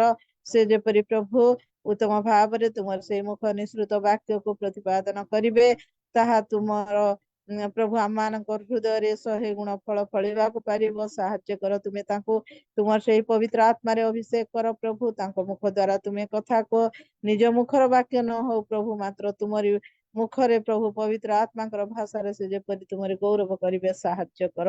ସମସ୍ତ ମଙ୍ଗଳ ରକ୍ଷା କର। ଏଇ ଜୁମର ଆରମ୍ଭରୁ ଶେଷ ପର୍ଯ୍ୟନ୍ତ ସମସ୍ତ ଦାୟିତ୍ୱ ତୁମ ନିକଟରେ ଆମେ ସମର୍ପଣ କରୁଛୁ ବାପା। ପ୍ରତ୍ୟେକଟି ବିଷୟରେ ଆଶୀର୍ବାଦ କର। ନେଟୱାର୍କ ସ୍ଥିର ରଖ, ପ୍ରତ୍ୟେକ ଡିଭାଇସକୁ ତୁମେ ସୁସ୍ଥିର କର ପ୍ରଭୁ, ଯେପରି କୌଣସି ଅସୁବିଧା ନ ହବ ସାହାଯ୍ୟ କର। ଗୌରବ ସମ୍ଭ୍ରମ ପୂଜା ପ୍ରଶଂସା ତୁମକୁ ଦେଇ ଏ ପ୍ରାର୍ଥନା ତ୍ରାଣକର୍ତ୍ତା ମଧୁମୟ ଯୀଶୁଙ୍କ ନାମରେ ମାଗୁଅଛି, ଆମେନ୍। ଧନ୍ୟବାଦ ଦିଦି ସୁଯୋଗ ଦେବାର। आमेन। बहुत बहुत धन्यवाद दीदी आपको समस्त विषय प्रभुरे जना निवेदन रखिंट पुणी धन्यवाद देती आपको बहुत बहुत धन्यवाद। प्रभु आपको आशीर्वाद करंतु। वर्तमान बहुत गुरुत्वपूर्ण विषय रही जहाँकि आम जीवन आत्मिक खाद्य वर्तमान आम शुणा ग्रहण करने आज वाक्य परिवेशन करेंगे प्रभु वाक्य को आम मध्य बांटे। आम गहन अच्छा प्रभु प्रिय दासी आम प्राय जानू आम केतेक जानू आतेक बोधे जानती ना दीर्घ वर्ष खड़गपुर रही प्रभु सेवा कार्य करमर ये वुमेन फेलोशिप केते थर प्रभु वाक्य दे आम उत्साहित कर शिक्षा प्रदान कर वर्तमान मध्य प्रभु प्रिय दासी को मनोनीत कर वाक्य को आम गहन रखा निमंते तेज समय मध्य मनोयोग देवा ध्यान देवा वाक्य प्रति आज वाक्य परिवेशन करेंगे। आह्वान करे मिसेस सजनी लीमा खड़गपुर सिस्टर आग को आसवे एवं प्रभु को वाक्य द्वारा आम पढ़े ने समय हूँ आपण मिसेस सजनी प्रेज द लॉर्ड। प्रत्येक उपस्थित माँ मान को ख्रीष्ट प्रेमर नमस्कार जनाए। मोर आवाज आपण मान पाक जाउची कि? धन्यवाद। प्रभुकर महानाम को धन्यवाद दिए। प्रभु मते सुंदर सुजोग देइचंती। जदियो मु ज्ञानी नुहे, जदियो मु धार्मिक नुहे, तथापि प्रभु तांकर दया अनुग्रह रे बंचिबार अधिकार दे मते सुंदर सुजोग देइतिबा हेतु मु प्रभु को धन्यवाद दिए। त संगे धन्यवाद दिए दीदी को मध्य।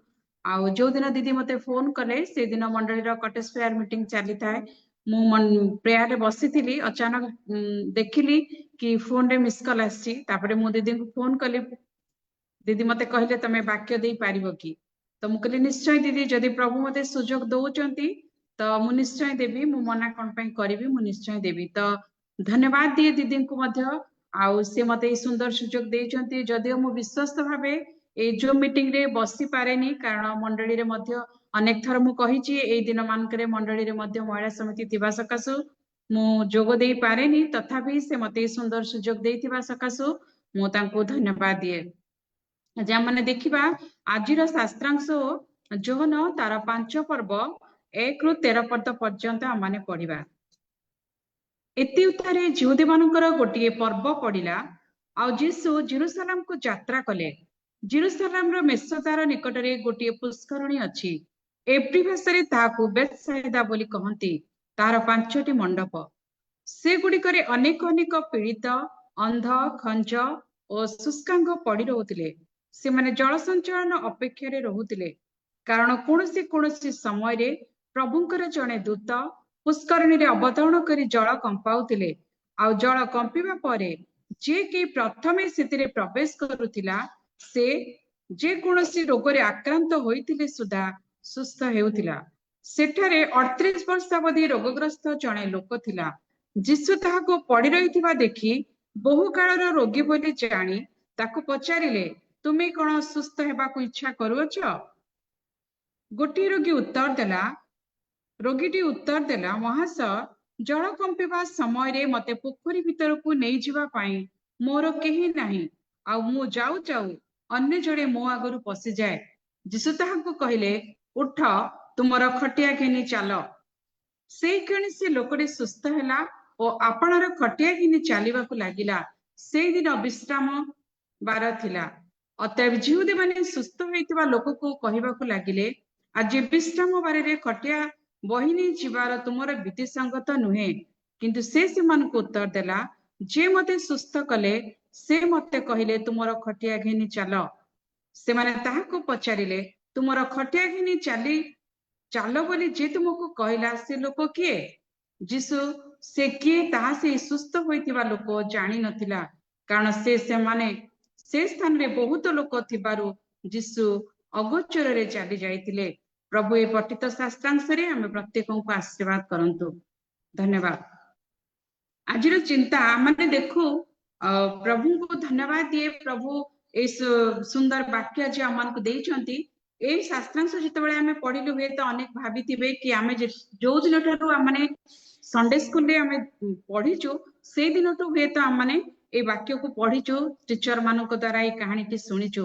କିନ୍ତୁ ପ୍ରଭୁ କେତେବେଳେ କୋଉ ପ୍ରକାର ଭାବରେ ଆମମାନଙ୍କୁ କଥା କହିବା ପାଇଁ ଚାହାନ୍ତି ସେଇଟା ଆଜି ଆମମାନେ ପ୍ରଭୁଙ୍କ ଦୃଷ୍ଟିରେ ଆମମାନଙ୍କୁ ଲକ୍ଷ୍ୟ କରିବାକୁ ପଡିବ। ତ ଆଜିର ଚିନ୍ତା ମୁଁ ନେଇଛି 6 ପଦଟି। ଯୀଶୁ ତାହାଙ୍କୁ ପଡି ରହିଥିବା ଦେଖି ବହୁ କାଳର ରୋଗୀ ବୋଲି ଜାଣି ତାକୁ ପଚାରିଲେ, ତୁମେ କଣ ସୁସ୍ଥ ହେବାକୁ ଇଚ୍ଛା କରୁଅଛ? ତ ଜାଣି ବୋଲି ମାନେ ପ୍ରଭୁ ତାହାକୁ ଜାଣିଲେ। 38 ବର୍ଷ ଧରି ସେ ରୋଗୀ ପଡି ରହିଛି, ରୋଗରେ ପୀଡିତ ଅଛି, କିନ୍ତୁ ପ୍ରଭୁ ସେଇ ଦିନ ଠାରୁ ତାକୁ ଜାଣିଛନ୍ତି। ଆମମାନେ ଯେତେବେଳେ ଜଣଙ୍କର ପରିଚୟ ଜାଣିବା ପାଇଁ ଚାହୁଁ, ଆଜିକାଲି ଅନେକ ଅଛନ୍ତି ନେଟୱାର୍କ ବିଭିନ୍ନ ପ୍ରକାର ଫେସବୁକ୍ ମାଧ୍ୟମରେ ଆଉ ଇନଷ୍ଟାଗ୍ରାମ ମାଧ୍ୟମରେ ଲୋକମାନେ ଏକ ଆରେକର ପରିଚୟକୁ ଜାଣୁଛନ୍ତି, କିନ୍ତୁ ସେ ସମୟରେ ତ ତାହା ନଥିଲା। କିନ୍ତୁ ଆମମାନେ ଆଜିର ଚିନ୍ତା ମାନେ ମୁଁ ପ୍ରଭୁଙ୍କୁ ପ୍ରାର୍ଥନା କରିକି ମାଗିଛି, ଆଉ ପ୍ରଭୁ କହନ୍ତି ସେ ଆମମାନଙ୍କର ମନକୁ ଜାଣନ୍ତି। ସେ ବିଷୟରେ ଆଜି ଆମମାନେ ଆଲୋଚନା କରିବା। ଯେତେବେଳେ ଦେଖୁ ଗୋଟିଏ ଡକ୍ଟର ମଧ୍ୟ ଯେତେବେଳେ ରୋଗୀକୁ ଚିକିତ୍ସା କରେ, ସେ ତୁରନ୍ତ ଯାଇକି ତାର ଚିକିତ୍ସା କରେନି, ତାକୁ ପଚାରେ କି ତମର କଣ ରୋଗ ହେଇଛି, ବା ଯୋଉମାନେ ତାର ରେଜିଷ୍ଟର କରନ୍ତି ସେମାନେ ତାର ନାମ ପଚାରନ୍ତି, ତାର ବୟସ ପଚାରନ୍ତି। এই ପ୍ରକାର ଭାବରେ ତାର ପରିଚୟ ନେଲା ପରେ ସେମାନେ ତାର ରୋଗର ଚିକିତ୍ସା ଆରମ୍ଭ କରିବା ପାଇଁ ପ୍ରସ୍ତୁତ ହୁଅନ୍ତି। ଯେତେବେଳେ ଡକ୍ଟର ବି ନିଜେ ତାର ରୋଗ ଚିକିତ୍ସା କରିବା ପାଇଁ ଚାହେଁ, ସେତେବେଳେ ସେ ପ୍ରଥମେ କଣ କରେ, ତା ଶରୀରରେ କଣ କଣ ରୋଗ ଅଛି, କେତେ ହେମୋଗ୍ଲୋବିନ ଅଛି, କଣ ଅଛି, ସବୁ ବିଷୟ ଜାଣିଲା ପରେ ହିଁ ତାର ପ୍ରକୃତ ରୋଗଟାକୁ ସେ ଚିହ୍ନଟ କରେ, ଆଉ ତାପରେ ଯାଇ ତାର ଚିକିତ୍ସା ଆରମ୍ଭ କରେ। ଆମେ ଦେଖୁ ବିଭିନ୍ନ ପ୍ରକାର ଆମେ ହୋଟେଲ ମାନଙ୍କରେ ଆମେ ଦେଖୁ, ଆଜିକାଲି ବଡ ବଡ ହୋଟେଲ ମାନଙ୍କରେ ଅନେକ ଜାଗାରେ ତ ମେନୁ ଲେଖିକି ରଖି ଦିଅନ୍ତି, ଆମେ ଚୁଜ କରିକି ସେମାନଙ୍କୁ ଦେଇଥାଉ। କିନ୍ତୁ ଆଉ କିଛି କିଛି ଜାଗା ମାନଙ୍କରେ ଆସିକିରି ପଚାରନ୍ତି, ୱେଟର ମାନେ ପଚାରନ୍ତି ଆପଣ କଣ ନେବେ ବୋଲି। ଯଦି ସେମାନେ ନ ଜାଣନ୍ତି ବା ଆମେ ସେମାନଙ୍କୁ ନ କହୁ, ତ ଆମମାନେ ଆମର ଆବଶ୍ୟକତାକୁ ଆମମାନେ ପାଇପାରିବା ନାହିଁ। ତ ପ୍ରଭୁ ଆଜି ଆମମାନଙ୍କୁ ଅନୁଗ୍ରହ କରିଛନ୍ତି କି ଏ ବିଷୟ ଜାଣିବା ପାଇଁ ସାହାଯ୍ୟ କରିଛନ୍ତି କି ପ୍ରଭୁ ଆମମାନଙ୍କର ସମସ୍ତ ବିଷୟ ଜାଣନ୍ତି। କାରଣ 6 ପର୍ବରେ ଲେଖା ହେଇଛି, ସେ ବହୁ ବର୍ଷର ରୋଗୀ ବୋଲି ଜାଣି ପ୍ରଭୁ ତା ନିକଟକୁ ଯାଇଛନ୍ତି। ତ ପ୍ରଭୁ ଆମମାନଙ୍କର ଆବଶ୍ୟକ ଜାଣିବା ସକାଶୁ ପ୍ରଭୁ ଆମମାନଙ୍କର ସମସ୍ତ ସମସ୍ୟାକୁ ମଧ୍ୟ ପ୍ରଭୁ ଦୂର କରନ୍ତି। ଯେ ପ୍ରକାର କି ଆମମାନେ ଜାଣୁ ମାଥ୍ୟୁ ତାର 5 ପର୍ବର 6 ପଦରେ ଲେଖାଯାଏ କି ପରମେଶ୍ୱର ସମସ୍ତ ବିଷୟ ଆମମାନଙ୍କର ଜାଣନ୍ତି। ଆମମାନେ ନ ମାଗିବା ପୂର୍ବରୁ ପରମେଶ୍ୱର ଆମମାନଙ୍କର ସମସ୍ତ ଆବଶ୍ୟକତାକୁ ସେ ଜାଣନ୍ତି। ତାପରେ ଦେଖିବା ରୋମୀ 11:33 ପଦରେ ଲେଖା ହେଇଛି, କାରଣ ସେ ସର୍ବଜ୍ଞ ପରମେଶ୍ୱର, ସେ ସବୁ ବିଷୟ ଜାଣନ୍ତି, ତାଙ୍କର ବୁଦ୍ଧି ଓ ନିଧି କେତେ ଗଭୀର। ତାଙ୍କର ବୁଦ୍ଧି ମାନେ ଆମମାନଙ୍କର କଳ୍ପନାର ବାହାରେ। ଆମମାନେ ଜାଣୁ କି ତାଙ୍କର ସେ ବୁଦ୍ଧିରେ ଆକାଶ ମଣ୍ଡଳ ନିର୍ମାଣ କଲେ ବୋଲି ବାଇବେଲ ପ୍ରକାଶ କରେ। ଜିରେମିୟ ତାର 10 ପର୍ବର 12 ପଦରେ ଲେଖାଯାଏ, ସେ ବୁଦ୍ଧିରେ ଆକାଶ ମଣ୍ଡଳ ନିର୍ମାଣ କଲେ। ଗୀତ ସଂହିତା 24:24 ପଦରେ ଲେଖାଯାଏ, ସେ ଜ୍ଞାନରେ ସବୁ ନିର୍ମାଣ କଲେ। ଯେତେବେଳେ ଜଗତର ସୃଷ୍ଟି କଲେ, ତାଙ୍କର ଜ୍ଞାନରେ ସେ ସମସ୍ତ ବିଷୟ ନିର୍ମାଣ କରିଛନ୍ତି। आमने जितेबाला लक्ष्य करू समस्त विषय जितेबाला से सृष्टि करिसेंती बेले बेले चिंता करू कि को जगह कोटा रहिबो कि प्रकार भाबरे माने फूल को गछ पई को प्रकार फूल सुंदर देखा जिवो प्रभु एते सुंदर भाबरे तांकर सृष्टिर रचना करिसेंती ताहा मनकर बोधर अगम्य आमने केते मध्य तांकर गभीरता को चिंता करिवा पई चाहिले मध्य आमने कोन करिथाउ बुझी पाई नथाउ किंतु धन्य आमनकर परमेश्वर से सब बेले आमनकर आवश्यकता को जानी थांती आमनकर मन को से जानी थांती आमनको से नाम धरी डाकंती ए प्रकार परमेश्वर से आमनकर तापरे कि प्रकार प्रभु आमान को जानती गीत संहिता 103:14 पदरे लिखा जाए से आमनकर गठन जानती प्रभु आमन को गठन जानती आमने कि प्रकार आमनकर आमे तो जानू आमे हाँ प्रभु लिखाई निजर सादृश्य रे से आमन को सृष्टि कले किंतु आमन आमे जेतले मां 9 मास काल गर्भरे आउ धरे संतान को से केबे मध्य जानेनी को दिन तार अंग गुड़िक सृष्टि हेची को दिन से आउ पिलार वृद्धि कि प्रकार होची से केबे मध्य जानेनी जो दिन आमे जानू कि हाँ मो गर्भरे संतानटी रहिची केवल गोटे विश्वास नहीं कि आमे आगे बढ़ू सेति सकाशु हुए तो किछि किछि संतान माने कौन करती निजर माँ बापांकर दुर्बलता सकाशु हेउ किंबा वंशजर कोनसी माने गोटे कमी सकाशु आ संतान संतति बेले बेले दुर्बल ही पड़ती किंतु परमेश्वर आमनकर गठन जानती जे प्रकार लिखा जाए कि आईबो तार 10 पर्वर 11 पदरे लिखा जाए जदि किए पाउछंती टिके पढ़िकरी साहाय्य करिवे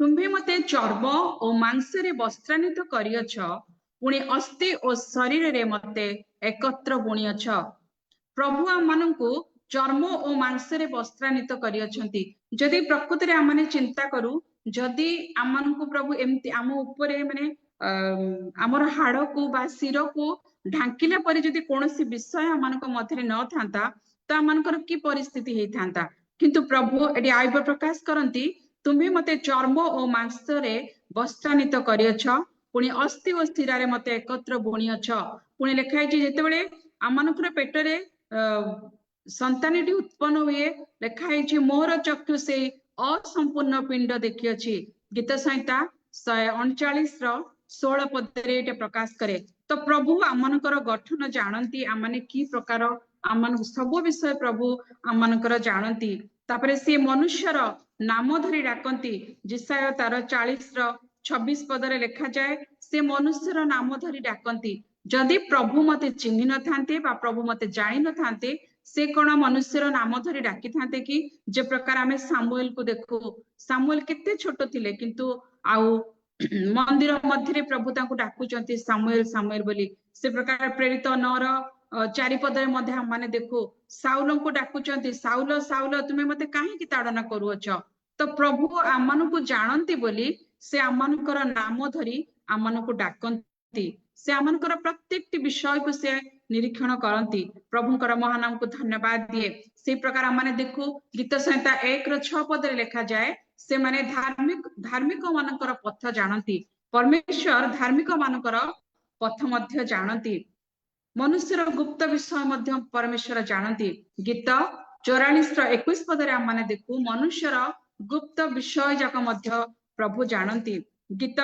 94:11 पदरे आमने जानू मनुष्यर कल्पना असार बोली जानती प्रभु ए प्रकार समस्त विषय मनुष्यर जानती कौनसी विषय परमेश्वर निकटरे गुप्त नुहे किंतु मनुष्य भावे कि मते परमेश्वर देखु नाहंती बा मते केही देखु नाहंती जे प्रकार बाइबल प्रकाश करे तमे जहा गुप्त रे करूछ ताहा दिने प्रकाश रे प्रकाश पाइबो छात ऊपर प्रकाश पाइबो तो मनुष्यर चिंताधारा सब बेले भूल थाए किंतु परमेश्वर आमानकु जानती आमानकर गठन जानती आमानकु चिन्हंती आमानकर नाम धरी से आमानकु डाकंती से प्रकार आमाने जानू मनुष्य से आवश्यकता को मध्य परमेश्वर जानती जे प्रकार माथ्यू तार 6:8 पदरे लिखा जाए के पाइले पढ़िबारे साहाय्य करिवे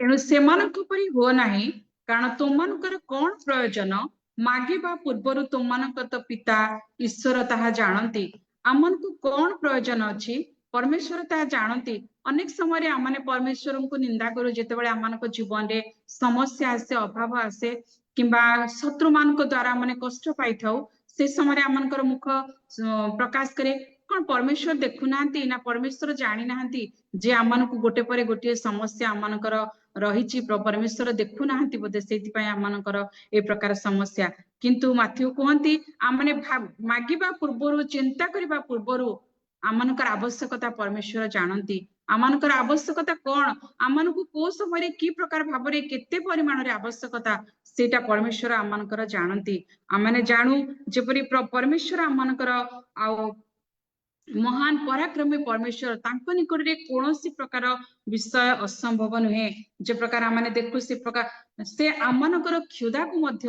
परमेश्वर जानती कि मोर संतान क्यों समय भूकरे रहिबो बा ताको केते परिमाणर खाद्य देले से परितृप्त हबो ताहा मध्य परमेश्वर जानती जेमति गीत संहिता 103 ର 5 पदरे लिखा जाए से उत्तम वस्तुरे आमनकर मुख को तृप्त करंती हुए तो अनेक समय रे आमने भाबू परिवार मध्य जदि समस्या लगी थाए कि भलो तरकारी न थाए तो आमने भाबू कि एई तरकारी रे कोन खाइबा किंतु प्रभु हे तो सेई दिन पय सेई खाद्य आमनक पय रखिचंती तो आमनक जीवन में प्रत्येक दिन आमने प्रभु को धन्यवाद देबा आवश्यक कि प्रभु तुमे मोर क्षुधा को निवारण करिबार परमेश्वर केवल मध्य से आमनकु तृषित हबा को दियंती नि कि क्षुधित हबा को मध्य दियंती नाही से आमनकर मुख को उत्तम द्रव्य रे परितृप्त करंती जे प्रकार माथ्यू 14:1-16 पर्यंत आमे स्टोरी देखू गोटे दिनर वाक्य सुनिबा पर्यंत लोक माने केबे मध्य क्षुधित हेई नथिले कि तृषित मध्य हेई नथिले किंतु परमेश्वर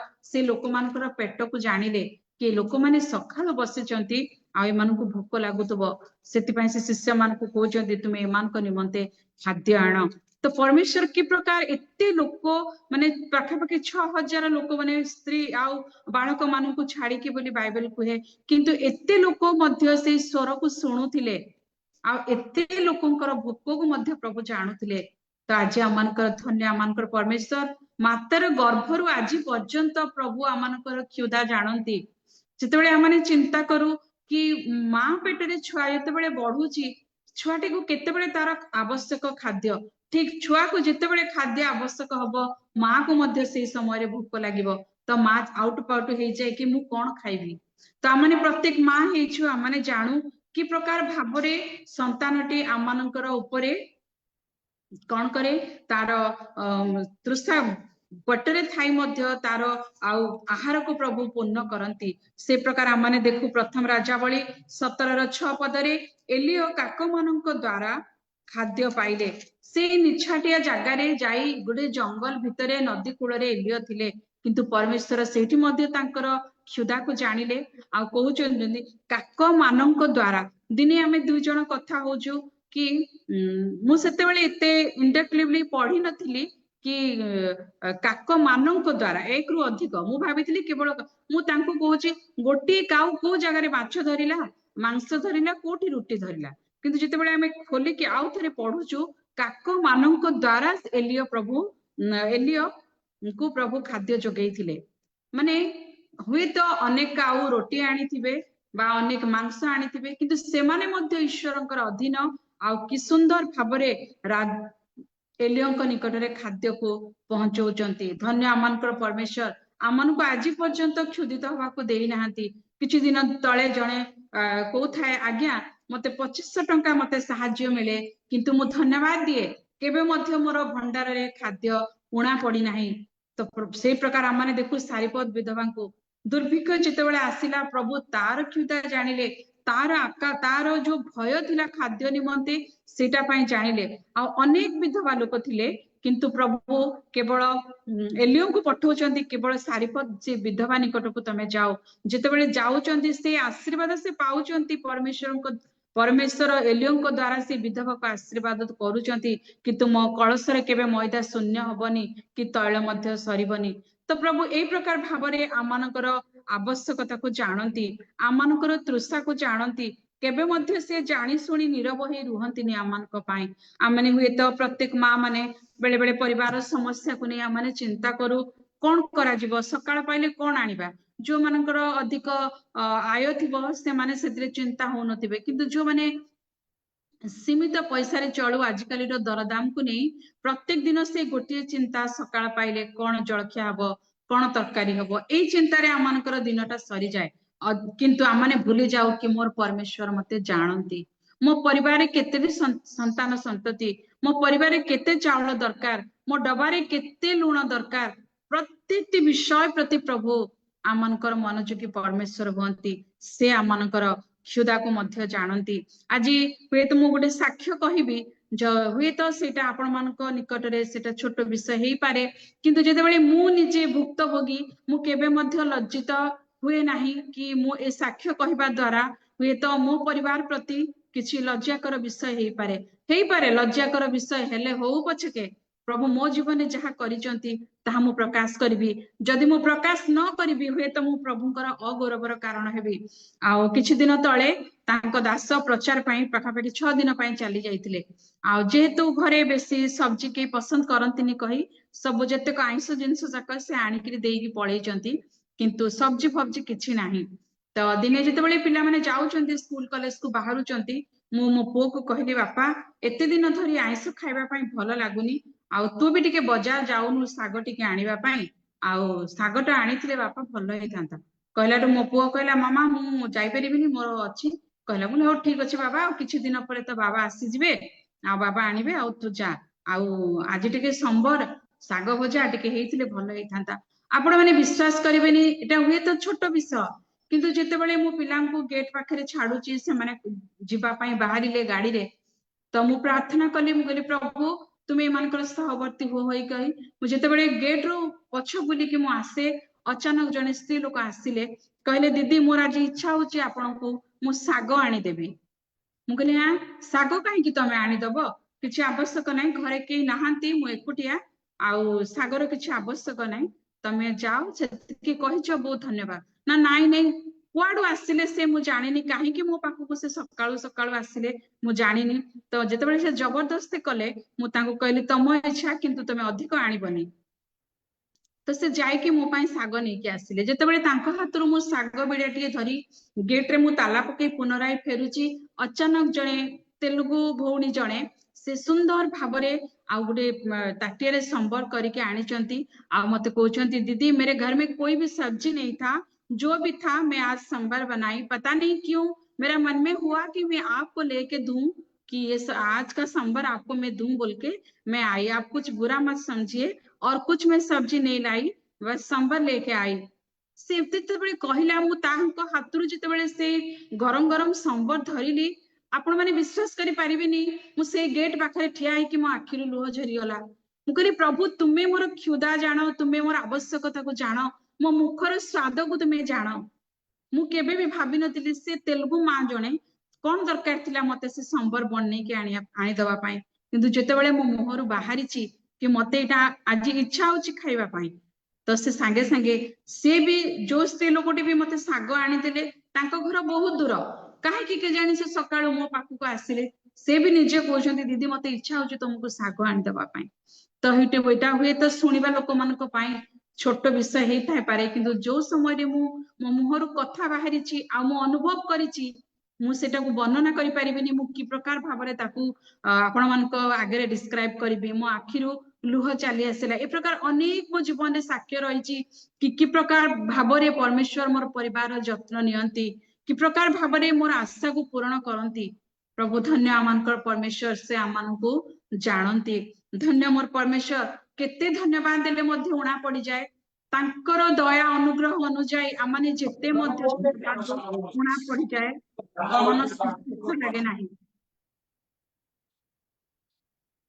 तो प्रभु को धन्यवाद दिए प्रभु आमानकर क्षुदा जानती आमानकर तृषा जानती जेतेबेले हागार छुआटी को नहीं बाहर चली जाए तृषा निमंते इस्माइल क्रंदन करंती बाइबल प्रकाश करे सदा प्रभु तांको चक्षु उन्मुक्त करंते से कूप देखिबा को पाइले प्रभु जानती पिलाटी को शोष लागुची आ से समय हागार देखि पारुचंती से कूपटी को आ से कोन करूचंती देखि इस्माइल को पानी दउचंती तो प्रभु ए प्रकार भाबरे आमनकर जीवन रे क्षुदा को निवारण करंती तृषा को मध्य निवारण करती इस्राएल लोक मान को आम मन पकाऊ जितेबाला मिस्र देश से बाहर के आसिले जितेबाला मो जीवन से घटनाटा घटिला मुझे समय मो प्रभु को धन्यवाद देली प्रभु तुम्हें मोर जीवित परमेश्वर आज जीवित जो समय इस्राएल लोक मैंने प्रकाश कले कि आम मैंने मांस खाइबू आम एटा खाइबू जहाँ मन रे इच्छा है प्रकाश कले आ प्रभु से अनुसार से मान को प्रकृत आज उपासना आरंभ हवा आगु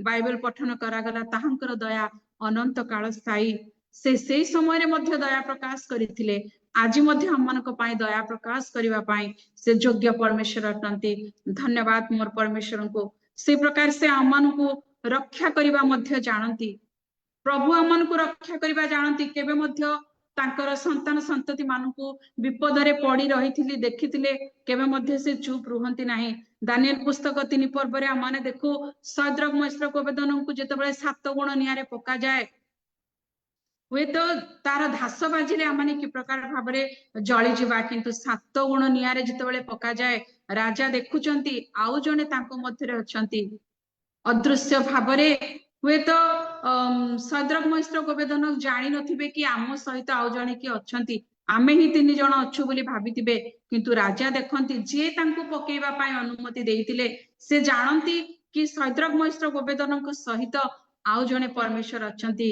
आमानकर इमानुएल परमेश्वर से आमानकु रक्षा करिबा को मध्य से जानती केबे मध्य पछघुंचा हुंती नाही दानिएल को जेतेबेले सिंह कातरे पका गला 6 पर्वरे आमाने देखु तो जेतेबेले मु निजे निजे चिंता करे दानिएल को जेतेबेले सिंह खात मध्य को निया जाउची से समय दानिएल कर मन कि प्रकार हेतिबो तांको जगह रे जदी आमे थिले आमे को प्रकार भाबरे चित्कार करिथांते आमे बंचिबा बोली मध्य आमे भाबि नथांतु किंतु परमेश्वर तांकर आत्मा को दृढ़ करिथिले से केबे मध्य भय करि नथिले आ से गर्त मध्य मध्य से जीवित थिले तांकर किछि टिके मध्य नष्ट होबा को प्रभु देई नथिले कारण से आमानकर सुरक्षाकारी परमेश्वर से आमानकु रक्षा करिबा को जानती विपद रु रक्षा करिबा को जानती जहा परमेश्वरंकर द्वारा विपद आसे परमेश्वर रक्षा करूचंती आमानकु पश्चाताप करिबा पाई अनुताप करिबा पाई दियंती बोली आमाने चिंता करिबा जे प्रकार की जुनुस जेतेबेले अबाध्य हेले ताहा परमेश्वरंक द्वारा निर्मित करागला मत्स्य उदर रे रहिबा पाई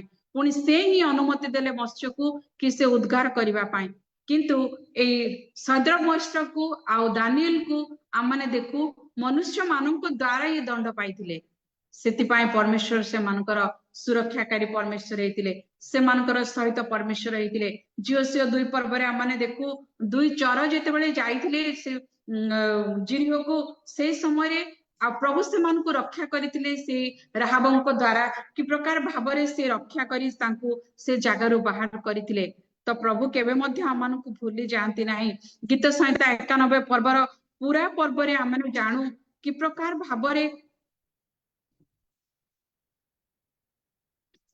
भाबरे परमेश्वर आमान को रक्षा करंती आमाने टिके बाहर करिबा गीत संहिता 91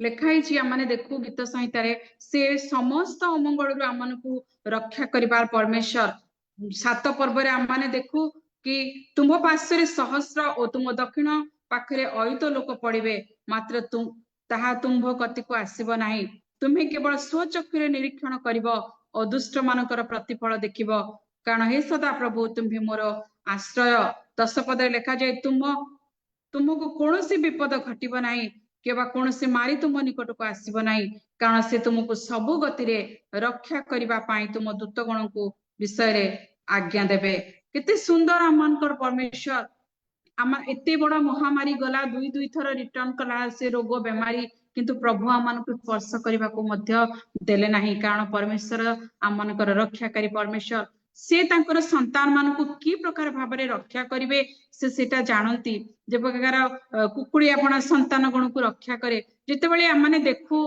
हुए तो किए केतेबेले निरीक्षण करिथिबे न करिथिबे किंतु जेतेबेले देखे किते सुंदर तार पक्ष को से खोली दिए आ से कुकुड़ा चिया माने जाई कि ता तळे रुहंती आ से छुआ माने भाबंती आमाने बहुत सुरक्षित वर्षा पवन रु सब विषय रु आमाने बहुत सुरक्षित बोली आज आमानकर परमेश्वर मध्य से प्रकार तांकर पक्ष होची आमानकर आश्रय बोली बाइबल प्रकाश करे ଯେତେବେଳେ ତାଙ୍କର ପକ୍ଷ ଦ୍ୱାରା ଆମମାନଙ୍କୁ ସେ ଆବରି ରଖନ୍ତି କୌଣସି ମହାମାରୀ କୌଣସି ଶତ୍ରୁ କୌଣସି ରୋଗ ବ୍ୟାଧି ଆମମାନଙ୍କୁ କେବେ ମଧ୍ୟ ସ୍ପର୍ଶ କରିବ ନାହିଁ କାରଣ ସେ ତାଙ୍କର ସନ୍ତାନ ମାନଙ୍କୁ ରକ୍ଷା କରିବା ଜାଣନ୍ତି। ପ୍ରଭୁଙ୍କୁ ଧନ୍ୟବାଦ ଦିଏ। ଅନେକ ବିପଦ ଆସୁଛି, କେତେବେଳେ କାହାକୁ ଆକ୍ସିଡେଣ୍ଟ ହବା ପାଇଁ ଯାଉଛି, କେତେବେଳେ କାହାର କଣ ହବା ପାଇଁ ଯାଉଛି, କିନ୍ତୁ ପ୍ରଭୁ କେବେ ମଧ୍ୟ ଆମମାନଙ୍କୁ ଭୁଲି ଯାଆନ୍ତି ନାହିଁ। କେତେ ଧାର୍ମିକ ମାନେ ଥିବେ, ସବୁବେଳେ ମୁଁ ପ୍ରଭୁଙ୍କୁ ଧନ୍ୟବାଦ ଦିଏ, ପ୍ରଭୁ ମୁଁ ଏତେ ପାପୀ ଅଯୋଗ୍ୟ ତଥାପି ତୁମେ ମତେ ସ୍ୱର୍ଗରେ ଥାଇ ଲେଖା ହେଇଛି ଆମେ ସ୍ୱର୍ଗରେ ଥାଇ ନିରୀକ୍ଷଣ କରୁ ଅଧମ ଉତ୍ତମ ବିଷୟକୁ ନିରୀକ୍ଷଣ କରୁ। ମୁଁ ତ ସାମାନ୍ୟ ପାପୀ, ମୋର ପ୍ରାର୍ଥନା କେମିତି ପ୍ରଭୁଙ୍କ ନିକଟରେ ପହଞ୍ଚୁଛି? କାରଣ ଜଗତରେ ଅନେକ ଧାର୍ମିକ ମାନେ ଅଛନ୍ତି ଯୋଉମାନେ କି ଅବିରତ ଅହରହ ସେମାନେ ପ୍ରଭୁଙ୍କୁ ପ୍ରାର୍ଥନା କରନ୍ତି, ଧନ୍ୟବାଦ ଦିଅନ୍ତି। ଆମେ ତ ହାଉସ ୱାଇଫ ଯାକ ଘରର କାର୍ଯ୍ୟ ଯେତେବେଳେ ଶେଷ ହଉଛି ସମୟ ପାଇଲେ ଆମେ ପ୍ରଭୁଙ୍କୁ ପ୍ରାର୍ଥନା କରୁଛୁ, କିନ୍ତୁ ତଥାପି ପ୍ରଭୁ ଆମମାନଙ୍କ ପ୍ରତି ମନୋଯୋଗୀ ପରମେଶ୍ୱର।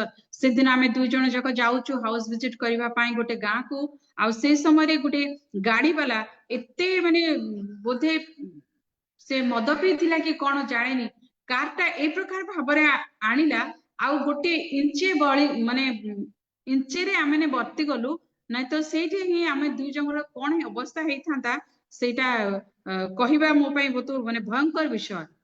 ତ ପ୍ରଭୁ ଦୟା କଲେ ଅଳ୍ପକେ ଆମେ ବର୍ତ୍ତି ଗଲୁ, ତ ପ୍ରଭୁ ଆମମାନଙ୍କ ରକ୍ଷାକାରୀ ପରମେଶ୍ୱର ସେ ସର୍ବଦା ଆମମାନଙ୍କୁ ନିରୀକ୍ଷଣ କରନ୍ତି, ଆମମାନଙ୍କ ପାଇଁ ଚିନ୍ତା କରନ୍ତି, ଆମମାନଙ୍କ ପାଇଁ ସେ ସମସ୍ତ ବିଷୟ ଲେଖା ହେଇଛି, ବାଇବେଲ ଲେଖା ହେଇଛି ସେ ଦୂତ ମାନଙ୍କ ଠାରୁ ଅଳ୍ପ ମାତ୍ର ମନୁଷ୍ୟକୁ ନ୍ୟୁନ କରିଅଛନ୍ତି।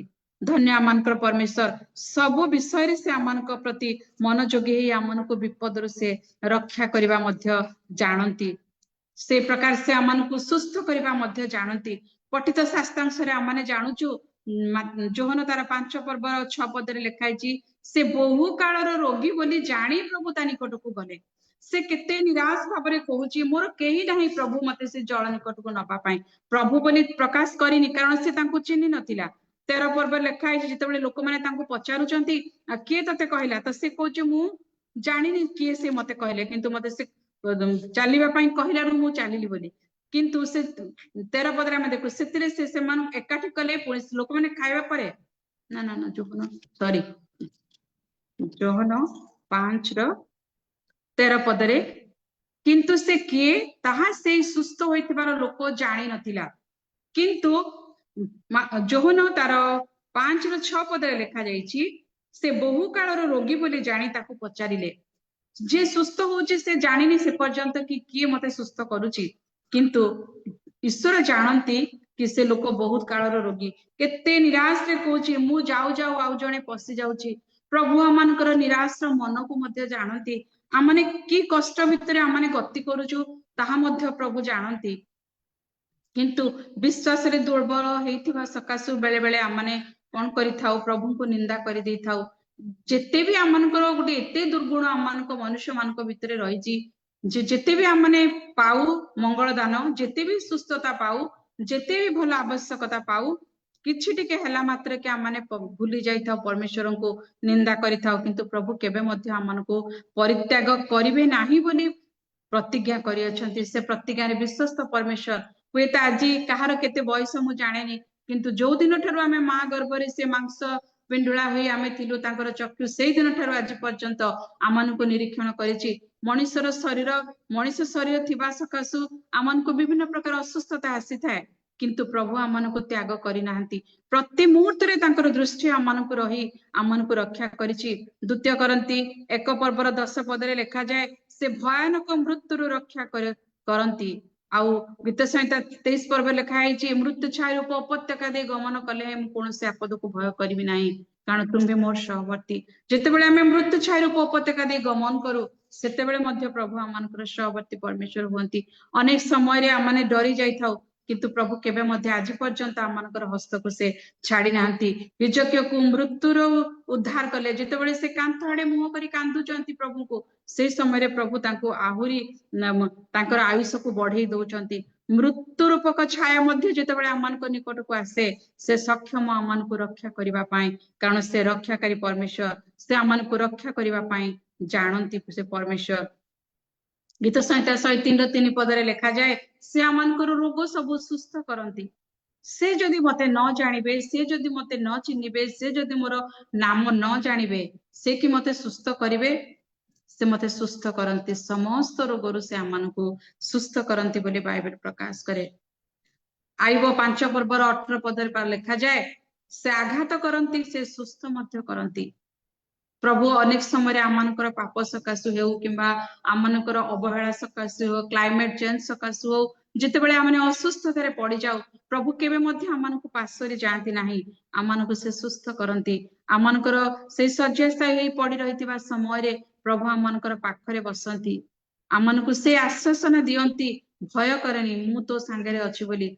किंतु आमने दुर्बल विश्वासी सबु समय रे आमने भूली जाऊ, से मते जानंती, से मोर रोग जानती, से मोर क्षुधा जानती, से मोर तृषा को जानती। तो से प्रकार आमने आउ देखु, से समस्त मंदतारु आमनकु रक्षा करबा को जानती। जे प्रकार की लोक 19 रे आमने देखु जक्ष्य, जदि प्रभु ताकू जानि न थांते, जेतेबेले तार हृदय आवेग केते बढ़ी गला कि मु यीशु को देखिबी, से केबे मध्य भाबी नथिबो कि निश्चय चिंता करिथिबो कि मो हाइट एते कम, लोक भिड़ मु कि प्रकार तांकू देखिबी जायकी, किंतु ता मस्तिष्क रे आसिला कि मु गच्छ उपरे चढ़ी गले मु तांकू देखिबी। सेटा यीशु तांकू देखिले, सेटा तार मन को प्रभु जानिले कि मते देखिबा पाए तार केते आवेग, आ प्रभु ताकू जायकी ताकू डाकुचंती। आ से मंदतारु रक्षा पाइला सेई दिन, जो दिन कि जायकी प्रभु ता गृह रे आउ ता सहित भोजन कले, कहले ए गृह रे आज परित्राण उपस्थित होई अछि, ए मध्य जणे अब्राहम को संतान, से मंदतारु ताकू प्रभु रक्षा कले। से समय रे जक्ष्य कहउचंती, जहा ठारू मु जहा आनिची सेटा मु फेरै देबी। से केते सुंदर परिवर्तन ता जीवन रे आसिला। किंतु आज आमन को जीवन रे से आवेग अछि कि जे मु परमेश्वर को देखिबी, परमेश्वर जेमती मते देखुचंती, परमेश्वर जेमती मते जानती, परमेश्वर जेमती मोर छुआ मान को पाई कोन दरकार, मो स्वामी जाउचंती बाहर को कि प्रकार फेरिबे, तांको कि प्रकार से रक्षा करिवे, सब विषय माने मने मने चिंता करिथाउ।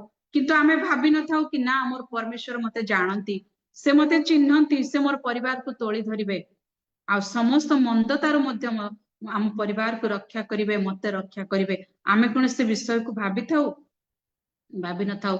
जदि परमेश्वर, जदि यीशु से दिन जक्षकर मन जानि न थांते, हुए तो से मंदतारु ताको रक्षा करि पारे, रक्षा हेई न थांता से। किंतु परमेश्वर चाहिले समस्त मंदतारु रक्षा करिवार परमेश्वर हवा सकाशु से दिन से जक्षों को डाकिले। भिड़ रे अनेक लोक थिले, के केते प्रकार तृषा नै कि यीशु को पाखो को जाइथिबे, किंतु परमेश्वर देखिले जक्षों तृषा केते बड़, से मते देखिबा पई केते हुए तो से गछरे चढ़ू चढ़ू पड़ी जाई पारि थांता, किंतु परमेश्वर ताको जानि कि ताको रक्षा करिचंती कि से सेठी बसिबो, मते देखिबो, मु ता निकट को जीबी आ ताको मु डाकिबी। तो परमेश्वर मनकर रक्षाकारी परमेश्वर। से प्रकार माने देखु आईब तार 11 रे 11 पद रे लिखा जाए, से असार लोकन को जानती, जो लोक माने असार कथा कहंती से मान को मध्य परमेश्वर जानती। असार कथा कहि कि अनेक समय आमाने कोन करथाउ, माति जाउ। साधारणतः मां माने जो माने आमाने साई पडिसा ही रहिचु बा लोक गहଳି भितरे रहिचु, न चाहिबा सत्ते आमाने बेले बेले कोन करिथाउ, किछि गोटे गुजब आरंभ हो जाय थाए, कहा विरुद्ध रे से कोन पिंधिला, कोन खाइला, सब विषय कोन करिथाउ, आमे से मानकर साथ दे दे थाउ, असार विषय प्रति आमाने आसक्त हे थाउ। किंतु से सब लोक मान को मध्य प्रभु जानती, और से मान को ठारू मध्य आमान को परमेश्वर रक्षा करबा को जानती। गीत संहिता 94 रे 11 पद रे लिखा जाए, मनुष्यर कल्पना असार बोली जानती। मनुष्यर कल्पना सब बेले असार। जेतेबेले आमे देखु गणना पुस्तक 22 पद रे विलियम को जेतेबेले बालाक कहउचंती कि तमे जाओ इस्राएल माननकु कोन कर अभिशाप दियो, तो जेतेबेले विलियम जाउचंती से समय रे गध कोन करूची, अटकी जाउची, तांको नोनी, कारण मनुष्यर कल्पना असार बोली परमेश्वर जानती। जानिले कि से इस्राएल परमेश्वरंकर मनोनीत लोक मान को अभिशाप दबा निमंते आ विलियम को पठा जाउची। तो परमेश्वर जानती कि प्रकार ताको अटका जीवो, आ परमेश्वरंकर दूत से गध सम्मुख रे।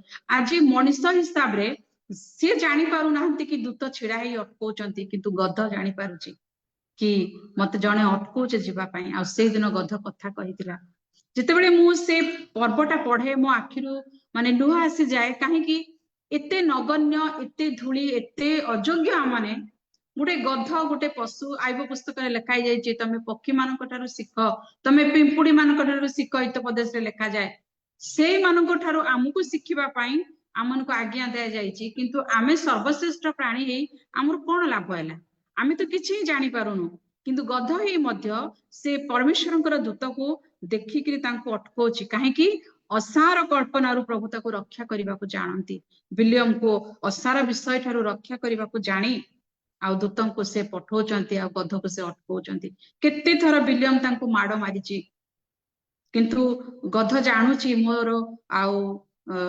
ମୋର ପ୍ରଭୁ ମତେ ମାରୁଛନ୍ତି ବୁଝୁନାହାନ୍ତି କି ସାମ୍ନାରେ ଦୂତ ଅଛନ୍ତି ମୁଁ କେମିତି ତାଙ୍କୁ ଅତିକ୍ରମ କରିକି ଯିବି କିନ୍ତୁ ମଣିଷ ଆମମାନେ ଜାଣିପାରି ନଥାଉ ଆମମାନେ କଣ କରିଥାଉ ସେ ଅସାର କଳ୍ପନାରେ ଆମମାନେ ଲିପ୍ତ ହେଇଯାଇଥାଉ ତ ଆଜି ନିଜକୁ ନିଜେ ଆମମାନେ ସମୀକ୍ଷା କରିବା କି ଆମେ ଅସାର ବିଷୟରେ ଲିପ୍ତ ହେଇ ଆମେ ଆଜି ଦିନ କାଟୁଛୁ ନା ପରମେଶ୍ୱର ଆମକୁ ଜାଣନ୍ତି ବୋଲି ଜାଣି ମଧ୍ୟ ଆମେ ନିଜର ବୁଦ୍ଧିକୁ ଭ୍ରଷ୍ଟ କରୁଛୁ ସେଟା ଆମେ ନିଜକୁ ନିଜେ ଆମମାନେ କଳ୍ପନା ଚିନ୍ତା କରିବା ଆବଶ୍ୟକ ଅନ୍ଧକାରରେ ଯାହା ଅଛି ତାହା ମଧ୍ୟ ସେ ଜାଣନ୍ତି ଦାନିଏଲ 2:22 ପରେ ଲେଖାଯାଏ ଅନ୍ଧକାରର ଯାହା ଅଛି ତାହା ସେ ପରମେଶ୍ୱର ଜାଣନ୍ତି ଅନ୍ଧକାର ବିଷୟ ଯେତେବେଳେ ଆମେ ଚିନ୍ତା କରୁ ଆମେ ମାନେ ମଧ୍ୟ ସେଇ ପାପ ସାଗରରେ ଅନ୍ଧକାର ମଧ୍ୟରେ ବୁଡି ରହି ଯାଉଥିଲୁ କିନ୍ତୁ ପରମେଶ୍ୱର ଆମମାନଙ୍କୁ ସୃଷ୍ଟି କରିଥିବା ହେତୁ ସେଇ ସ୍ନେହ ଥିବା ସକାଶୁ ସେ ପ୍ରେମ ଥିବା ସକାଶୁ ଏକମାତ୍ର ପୁତ୍ରଙ୍କୁ ଦେଇଦେଲେ ସେ ଅନ୍ଧକାରରୁ ଆମମାନଙ୍କୁ ରକ୍ଷା କରିବା ପାଇଁ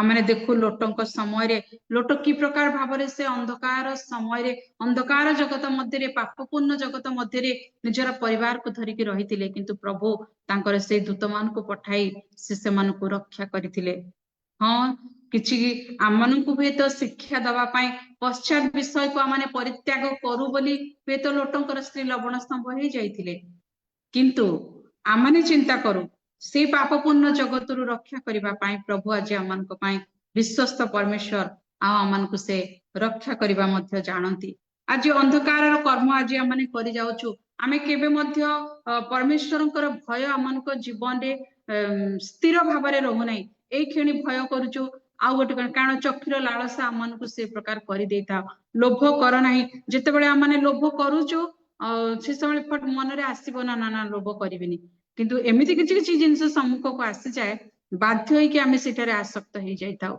ଆଜି ପ୍ରଭୁ ଆମମାନଙ୍କୁ ବାକ୍ୟ ଦେଇଛନ୍ତି କି ତମମାନେ ପାପରୁ ଦୂରରେ ରୁହ ସେ ପ୍ରକାର ଯେତେ ଗୀତ ସଂହିତା 119 ଲେଖାଯାଏ କି ମୁଁ ଯେ ପ୍ରକାର ପାପ ନ କରେ ଏଥିପାଇଁ ହୃଦୟ ମଧ୍ୟରେ ଆପଣା ବାକ୍ୟ ସଞ୍ଚୟ କରି ରଖିଅଛି ହୁଏତ ହଁ ଅନେକ ଆମମାନେ ଯୋଉମାନେ ଆମେ ଜୁମ ରେ ଉପସ୍ଥିତ ଅଛୁ ଅନେକ ଆମେ ବହୁତ ବାକ୍ୟ ପଢୁଥିବା ବହୁତ ବାକ୍ୟ ମଧ୍ୟ ମନେ ରଖୁଥିବା କିନ୍ତୁ ଆମେ ମାନେ ନିଜେ ନିଜେ ନିଜକୁ ସମୀକ୍ଷା କରୁ ଆମେ କେତେ ଦୂର ବାକ୍ୟର କର୍ମକାରୀ ହଉଛୁ ଯେତେବେଳେ ଅସାର ଲୋକମାନଙ୍କର ନିକଟରେ ଆମେ ରହୁଛୁ ସେ ବାକ୍ୟ କି ଆମମାନଙ୍କୁ ପ୍ରତିବାଧା ଦଉଛି ନା ହଁ ବାକ୍ୟ ବାଟରେ ଆମ କାମ ଆମ ବାଟରେ ଆମମାନେ କରୁଛୁ ସେଇଟାକୁ ଆମମାନଙ୍କୁ ଚିନ୍ତା କରିବାକୁ ପଡିବ ରୋମୀ 13 ପର୍ବର 12 ପଦ ଅନୁଯାୟୀ ଅନ୍ଧକାରର କର୍ମକୁ ଆମମାନେ ପରିତ୍ୟାଗ କରୁ ଅନ୍ଧକାରର କର୍ମ ବିଭିନ୍ନ ପ୍ରକାର ତାକୁ ବେଶୀ ବର୍ଣ୍ଣନା କଲେ ହବନି ଆମେ ପ୍ରତ୍ୟେକ ଜାଣୁ କି ଅନ୍ଧକାରର କର୍ମ କଣ କିନ୍ତୁ ସବୁବେଳେ ଆମେ ଅନ୍ଧକାରର କର୍ମକୁ ପରିତ୍ୟାଗ କରିବା ପାଇଁ ଆମେ ଚେଷ୍ଟା କରିବା ଆଇବ 5:19 ପଦରେ ଲେଖାଯାଏ 6 ଗୋଟି ସଂକଟରୁ ଉଦ୍ଧାର କରିବେ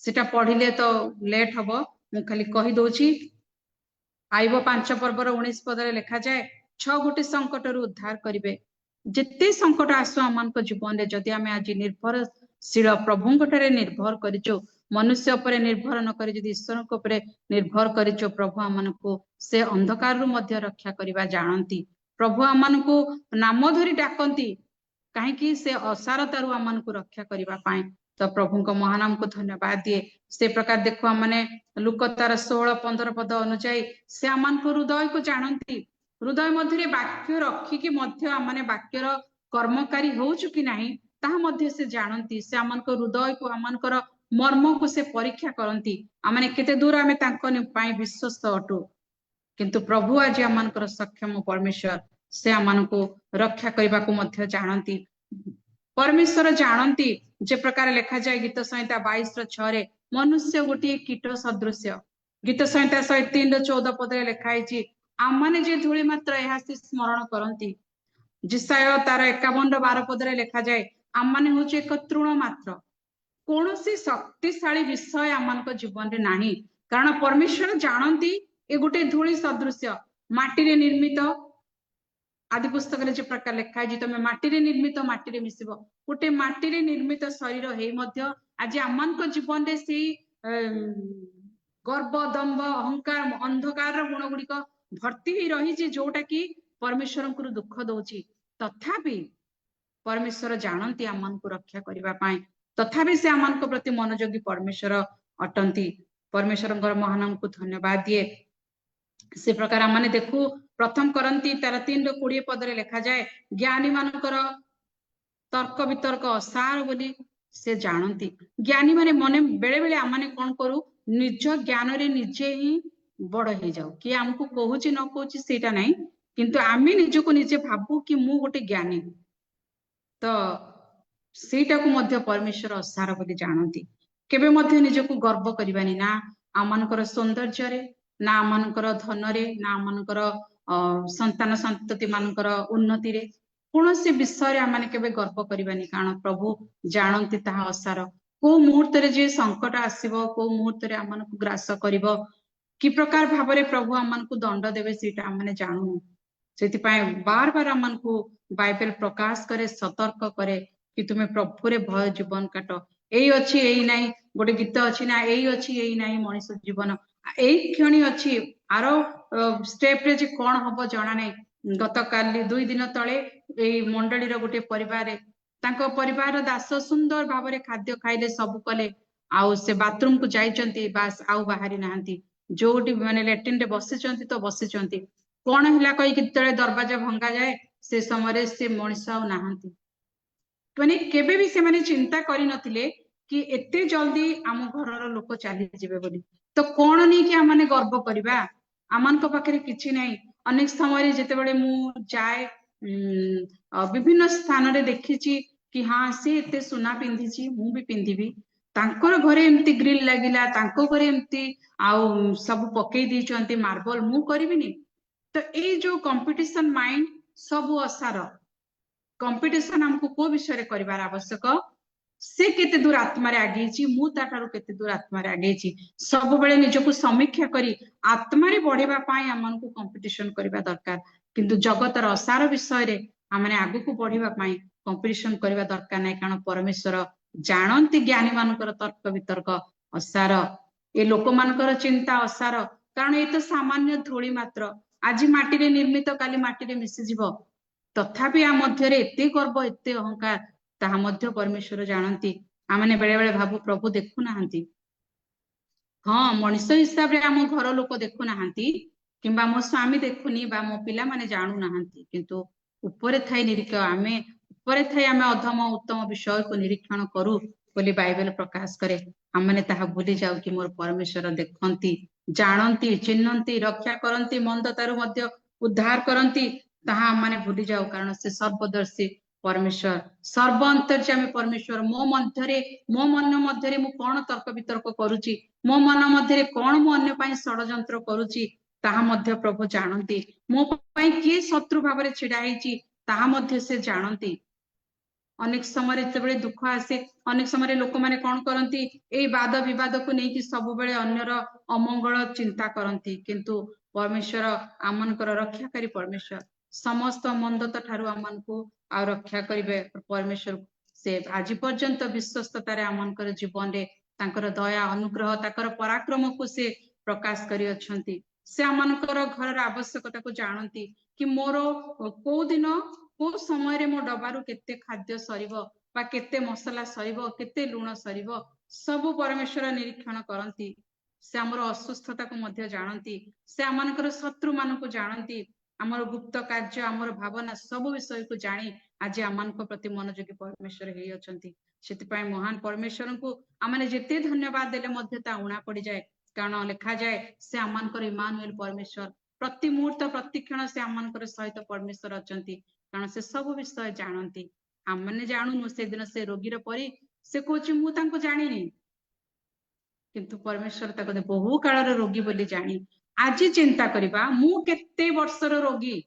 मु हेई थाई पारे जन्मरू मु ख्रिस्टियान हेतिबी मोर केते पुरुष ख्रिस्टियान हेतिबे किंतु मु केते कालर रोगी मु आज केते वर्ष पर्यंत प्रभु को परित्याग करि चलीची केते वर्ष पर्यंत मु आज प्रभु को अस्वीकार करि चलीची थरे गोटे पिला सहित गोटे ख्रिस्टियान पिला सहित मु कथा होतिली मु ताको पचारली बाबूरे तू कोन बाइबल पढू से मते गोटे उत्तर देला मते भलो लागेनी बाइबल पढिया पई प्रेयर करे किंतु मु पसंद करेनी बाइबल पढिया पई तो जेते बेले मु ताको किछि किछि भलो भलो बाइबल पद मु ताको सेंड करे मु कहली पढिलु कि रे पुओ होची मु मते इच्छा नै पढिबा पई तो केते दुख तो से पिलार जेतिकी वर्ष से सेतिकी वर्षर रोगी परमेश्वर जानती कारण आज ख्रिस्टियान परिवार रे जन्म हबो जे ख्रिस्टियान हेई जीवो ख्रिस्टता मध्य रे वास करिवे ताहा नुहे तो आज हमें निजको समीक्षा करबा दरकार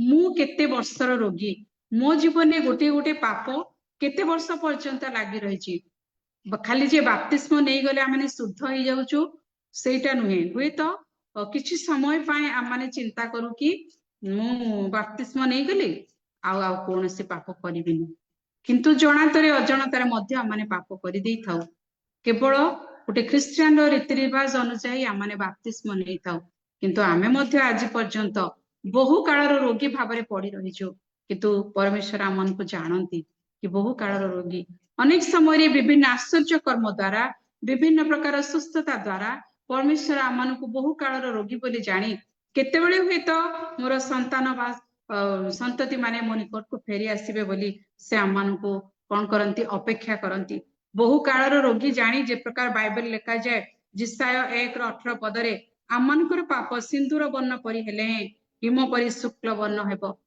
आज आमने बहु कालर पापरे पीड़ित बहुत विषय आमनकर दुर्गुण आमनक मध्य रे रहिछि हुए तो राग करिबा बहु वर्षर रोग किंबा अन्यर कूट गपिबा बहु वर्षर रोग अन्य को ईर्षा करिवार बहु वर्षर रोग ए रोग जेते गाढ़ा हेले मध्य बाइबल प्रकाश करे से हिम परि शुक्ल करिवे किंतु आमन को जक्षकर न्याय तांको जानिबा पई इच्छा थिबा दरकार तांकर पराक्रम को जानिबा पई आमनकर इच्छा थिबा दरकार तेबे जाई प्रभु जानिबे बहु कालर रोगी बोली से जानि कि मो निकट को आसीबे मते सुस्थता देबे मोर आवश्यकता को पूर्ण करिवे मते रक्षा करिवे मोर तृषा मेंटेबे मोर क्षुधा मेंटेबे मोर सहित परमेश्वर हेबे कारण से मते जानती से मते गठन करि अछंती ता माने विश्वास करी आगु को पढ़िबा नित्यांत आवश्यक जदि आज आमने मध्य बहु कालर रोगी भाबरे पड़ी रहिजु तो आज मध्य आमने प्रभु को प्रार्थना करिबा प्रभु मोर केही नाही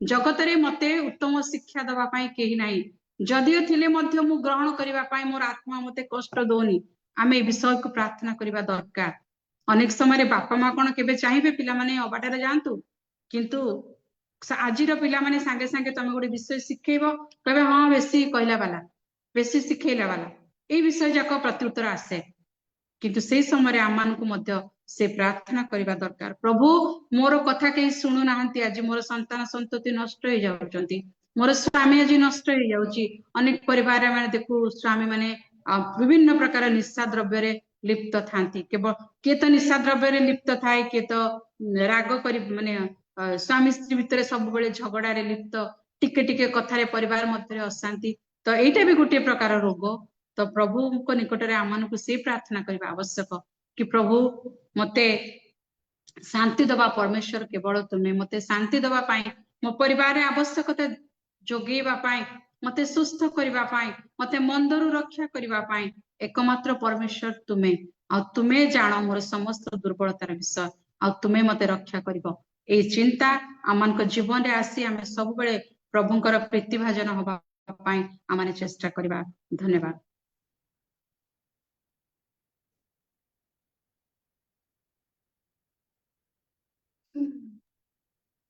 बहुत बहुत धन्यवाद बहुत बहुत धन्यवाद